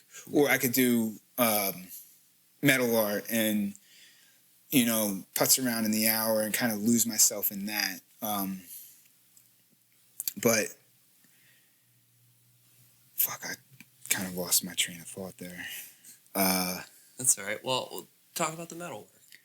So, like, with the metal work, like you do like the little flowers and you do all that kind of stuff. Not as good as you, man. This man makes some pretty phenomenal flowers. Hey. You go and sell your stuff though on flea markets and everything. Yeah. You know, do you and your wife do that together? No, is that just a you thing? No, I'd say we do.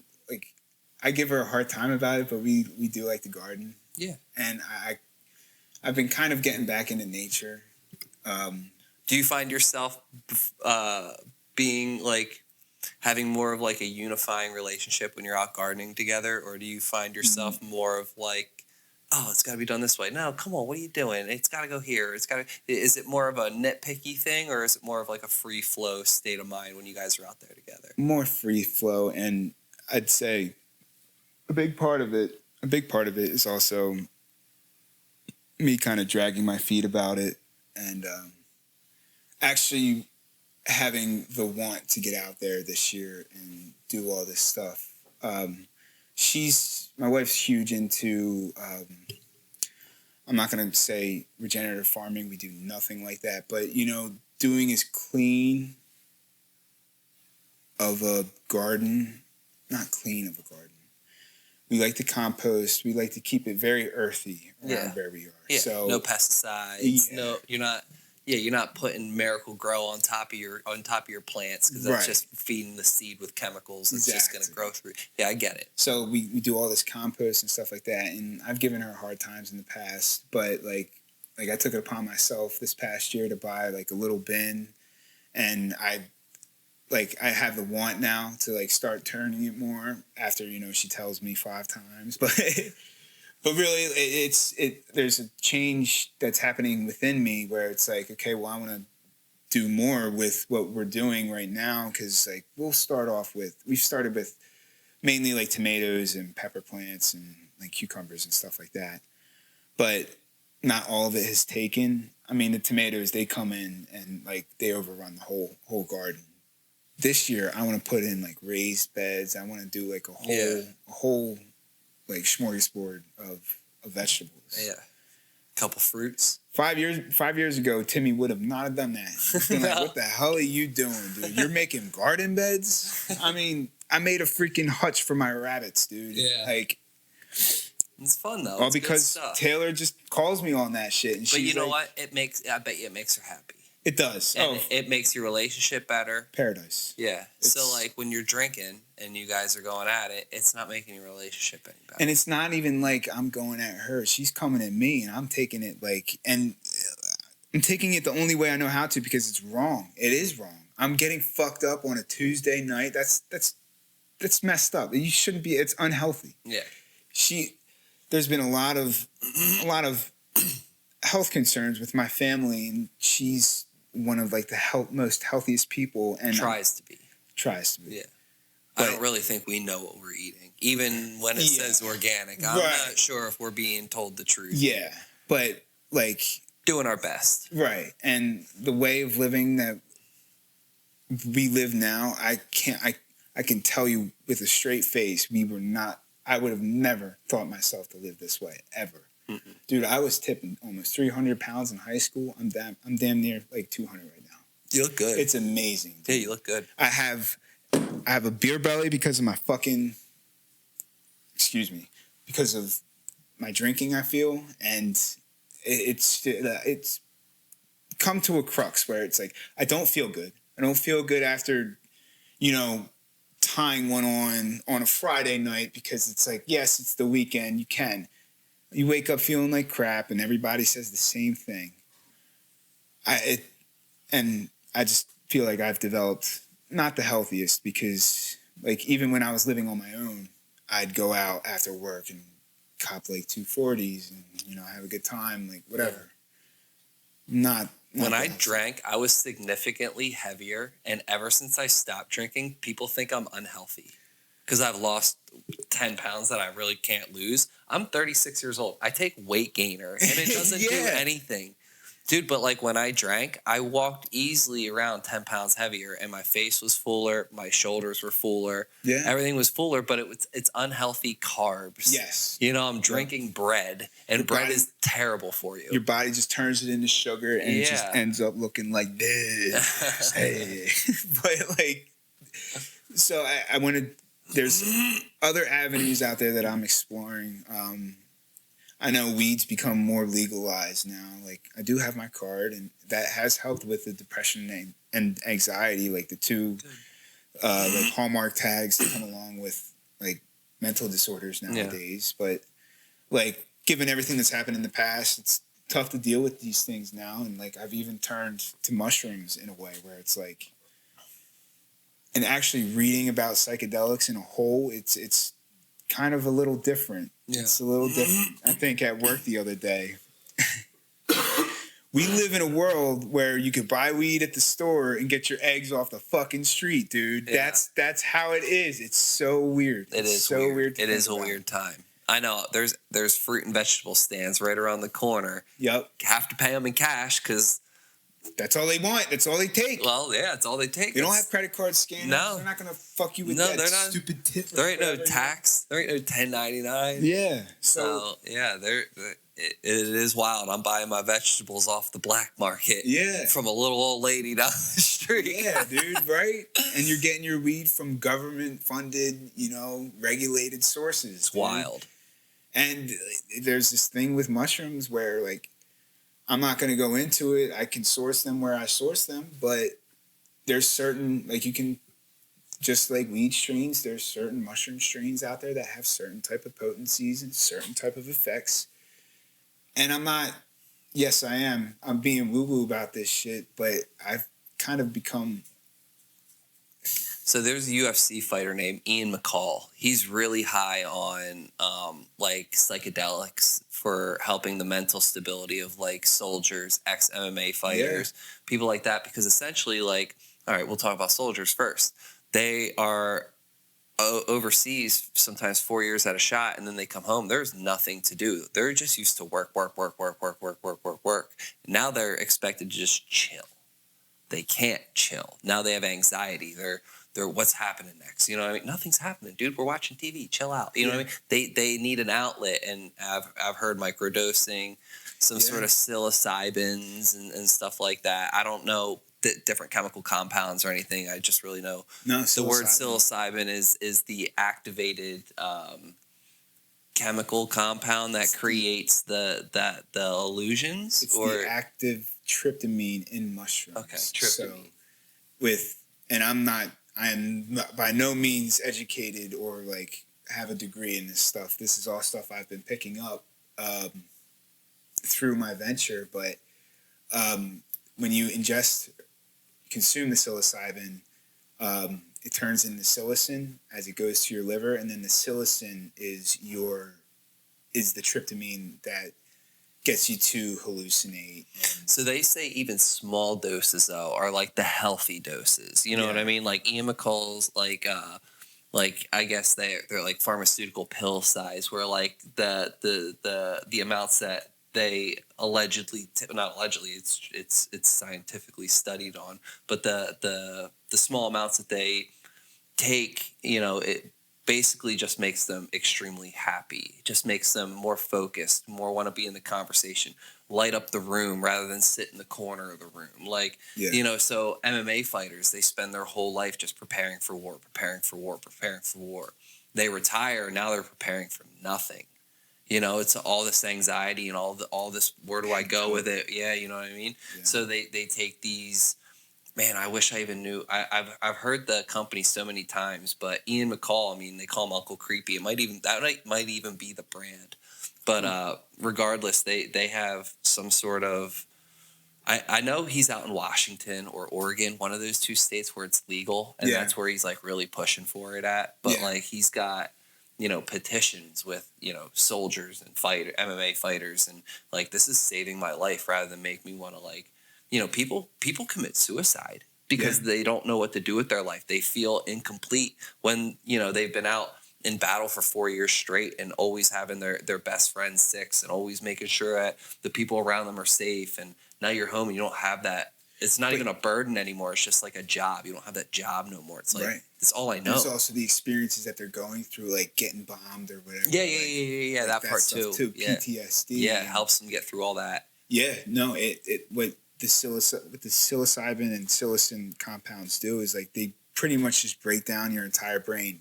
To my understanding, what they do is they just take you, and this is kind of the concept of like ego death, where it desynchronizes your brain to a point where you're pretty much one with your subconscious. So Aaron Rodgers does that ayahuasca. Is that a mushroom or is that like an acid type of thing? That's an extract from I think it's either a cactus or a flower. Okay, and is that essentially the same thing, or pretty much? Yeah. So then, why does he stay in a dark room for 3 days? Is he eating it for 3 days straight, or is that how long the high takes? And then I heard, like, say he's doing the what is it called again? The mushroom. The psilocybin. The cactus. The shit that he eats. Ayahuasca. Yeah. So like if he eats ayahuasca, I also heard that there's like something else that you can eat to just kind of negate your high. Or is that not true? Is that something that you just have to work through as well? I'm not fairly well versed on those psychedelics. I will say with mushrooms, there's certain things that you can add to kind of boost or elongate your high. Nothing to suppress it though. Not in a way, because that's got to be terrible if you're not having a good high. If one thing you really don't want to do is like load up on a heavy meal. Is it called a high when you're tripping? I've read it and I've kind of picked this term up myself as a journey. A journey. Yeah, because since I'm not to say more spiritual, but I've kind of come around to these not to be as party drugs. Do you get spiritual when you're in when you've taken a dose big enough to have a trip? Have you ever either gotten spiritual or have been like, there's definitely something else out there? I can't say I have. Okay. I just hear those stories that people are like, there's definitely, like they have a religious happening, or there's an entity. Yeah. You've never gotten that? No, but it's not uncommon with people who are religious who do trip to have that. Like they will see like Jesus or something like that. So is it your mind's going to take you where you want it to take you, or or you can't control it?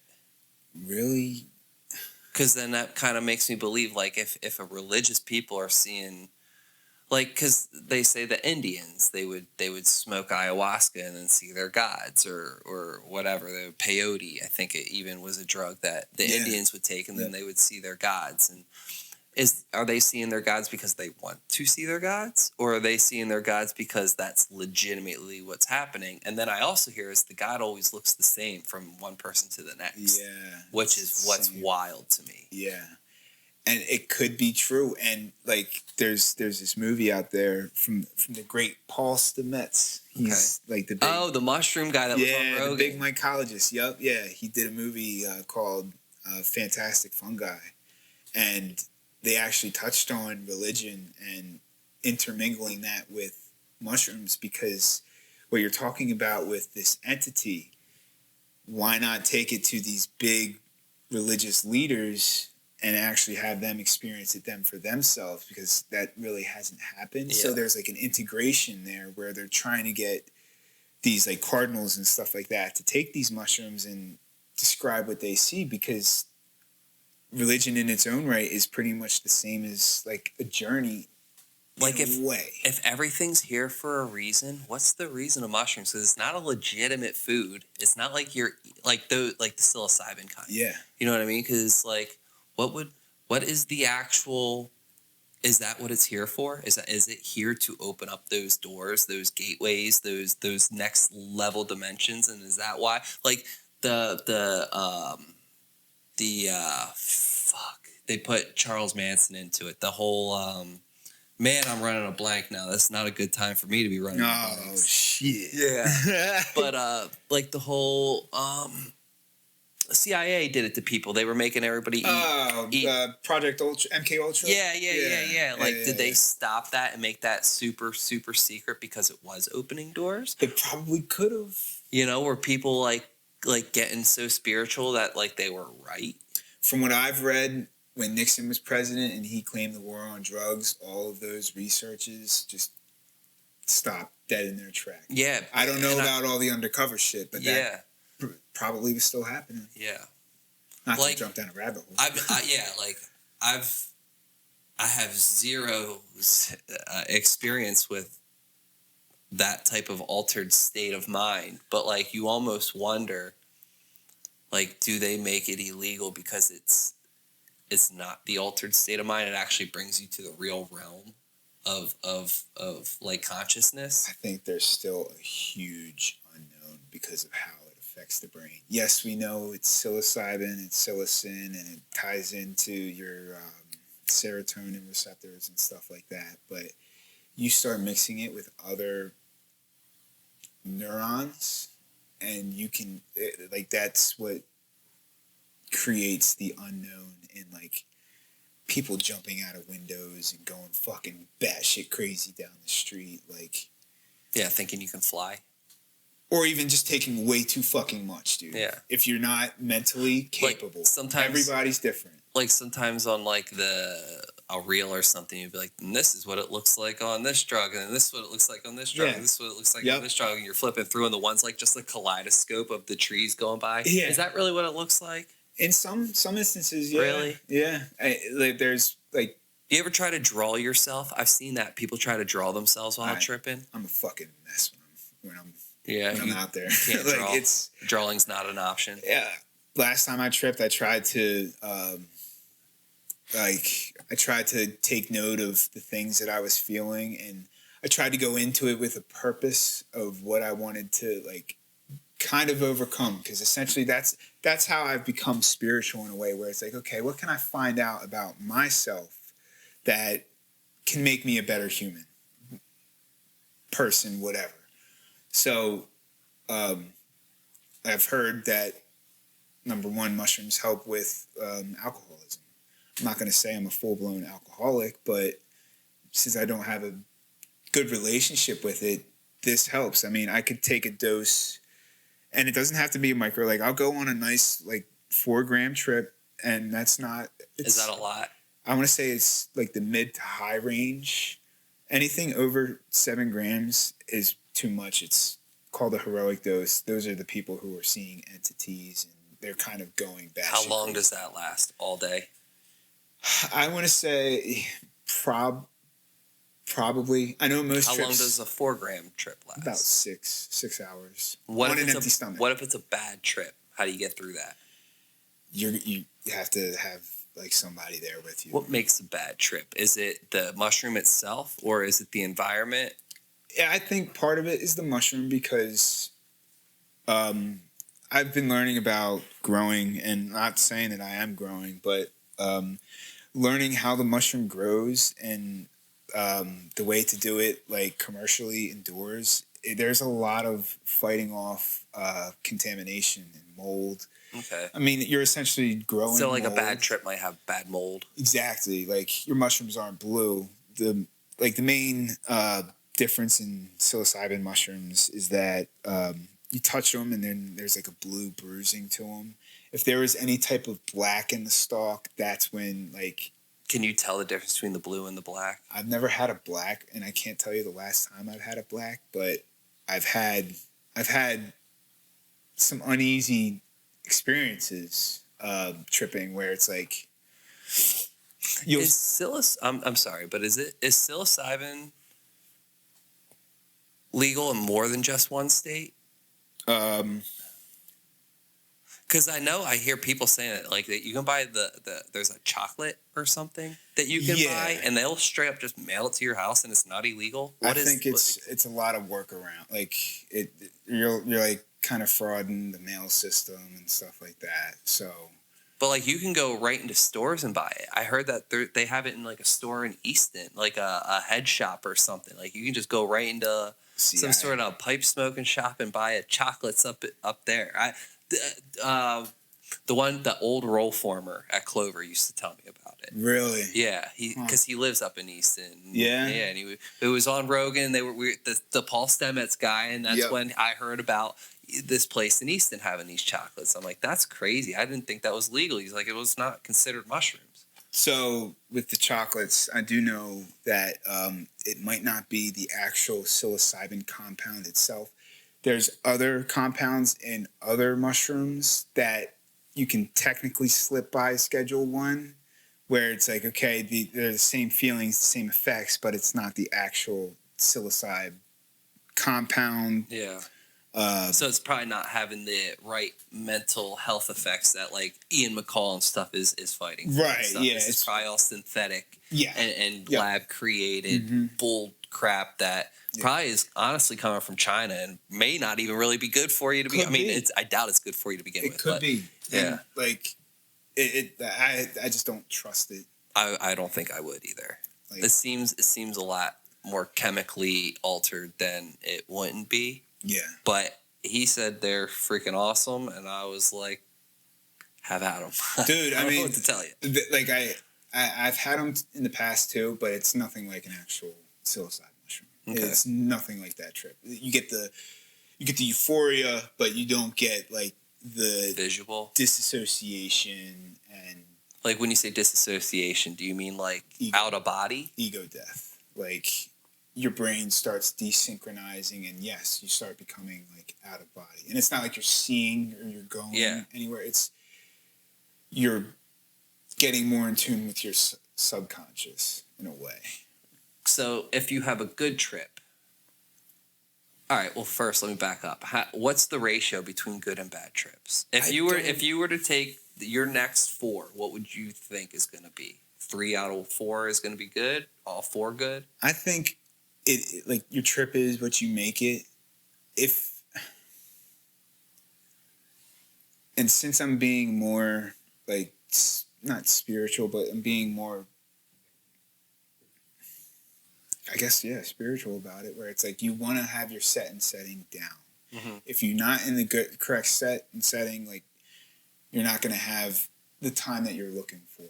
So, for instance, I took mushrooms with my buddies up at a bachelor party, and we went out all night drinking. And like, you drink on mushrooms? That night I did. And I can tell you that was kind of like a bad trip in itself. I had a great time. I was laughing. I was carrying on, but everything the following day was it was working on me emotionally. I didn't feel like I was me. And I'm not saying I was still tripping. It just put this different type of mindset. Lethargic. You just felt like shit. No? That, but like also like emotionally too. Okay. You know? Yeah. Whereas like I've had non-sympathetic, just like I'm here. And what's up? Like there was another time where me and my buddies we took it. We watched a movie, and then like it was really starting to hit me after the movie. I went into my kitchen, and it felt like I was in a glass box. Now, this was like, and like I kind of started to tear up. That's kind of one of the side effects for mushrooms is like you get real congested, and you start developing tears. But I like. Do you get emotional as well? I felt like I was crying. Okay. And I don't know. I can't pin it down what I've kind of summarized that glass box to be, it's something. So that glass box is something about my subconscious. And I was freaked out at the time, but I was still having a good time about myself. But it was like that part about it was just like my friend's right in front of me, just consoling me. He's like, you're okay. You're in your house. You're right here. You're right here. It's like, yeah, that's not fun. It doesn't sound fun. It isn't, but I like it. It's worth it in my mind because I'm learning about myself. I'm learning about. Do you ever pray when you do that? No, my mind is so. Do you ever So you have other friends that aren't here and stuff? Yeah. Do you ever like try to talk to them or try to talk to your mom or anything when you're? The last trip I took, I was like pondering life and death. Wow. And I don't like that. That it's a very, very tough concept, and then your mind can go very, very dark places. And there's parts of like I can keenly remember. There's parts of it where I'm like, I don't want to do this anymore. I'm not about this. I'm getting so anxious, and it was. So then what makes you do it again? Finding out more about myself. So there's a point in time when you're like, I need to do mushrooms, or it's just like, I feel like doing them. Kind of like I feel like doing them, but like there will be a point too where it's like, okay. Because there's things that I want to kind of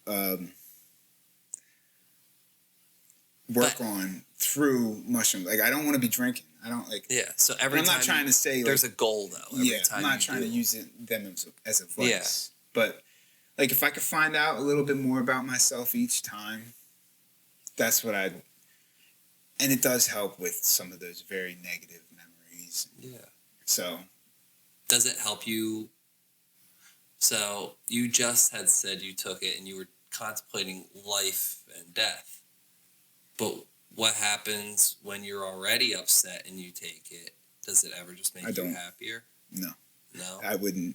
You need to be happy first to take it? Set and setting. It's really, you have to be in a top-notch mindset.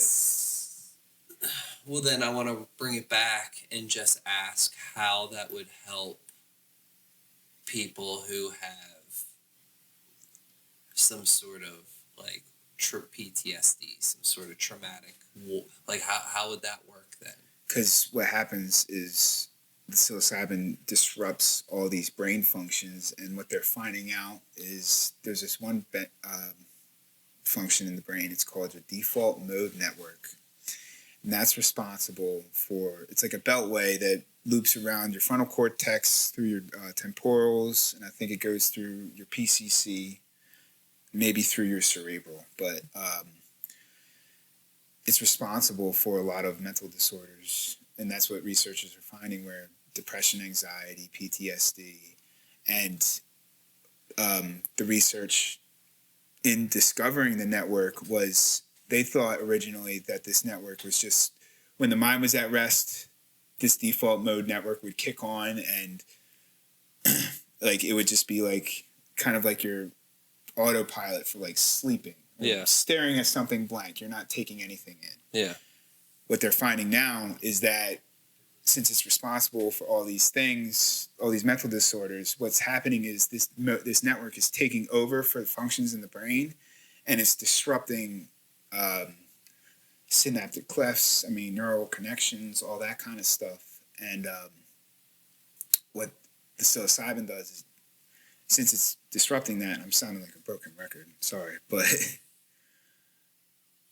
since it's breaking your brain down like that, you're kind of losing all of the things that you were holding on to, and you're putting them in a better place. Yeah. So, like, the death of my mother. Okay, well, yes, I can say that, like, she's no longer in pain. I can conceptualize that with my subconscious now. And I can be happy about that, you know? Yeah. That's kind of my take on it. Well, I hope people definitely find relief in it if they do use it. I think there's more research to be done, but the research that's come out is pretty substantial. I think that almost anything is probably okay within moderation, even tobacco, alcohol, weed, cocaine, like, I don't know, whatever you want to do. I'm sure it's not going to kill you, and in moderation, you'll probably be okay. But with that being said, I don't really know if the psilocybin mushrooms is really going to be, if you're one that's hoping to get a medical card for mushrooms, I don't think that's going to happen anytime soon. There's a long road. Yeah, I think so. Ian McCall's been fighting for it for well over 10 years, and I think it's gotten track in like cities, not states, just like very few cities. Yeah. I think it's going to. So it's funny. Every drug originally, and I'm only saying this because I said cocaine, and I don't advocate for cocaine. I've never done cocaine. I've never even seen it really. I probably have, but I've never associated myself with people that have been in that game. But that was a medical. It was product. First Doctors, even heroin. Yeah. Well, heroin still, I think but it's set under a different name. But even fentanyl. When I had surgery, I saw fentanyl on my bill. Yeah, you know what I mean. Like it's like when I see fentanyl, I'm like, am I gonna die? Am I addicted for the rest of my life? Yeah. So it's like it is weird, and it's just like all these things were once used in the medical field for a reason. Which they probably, maybe some of them worked. And, within moderation, I think there could have been some sort of scale.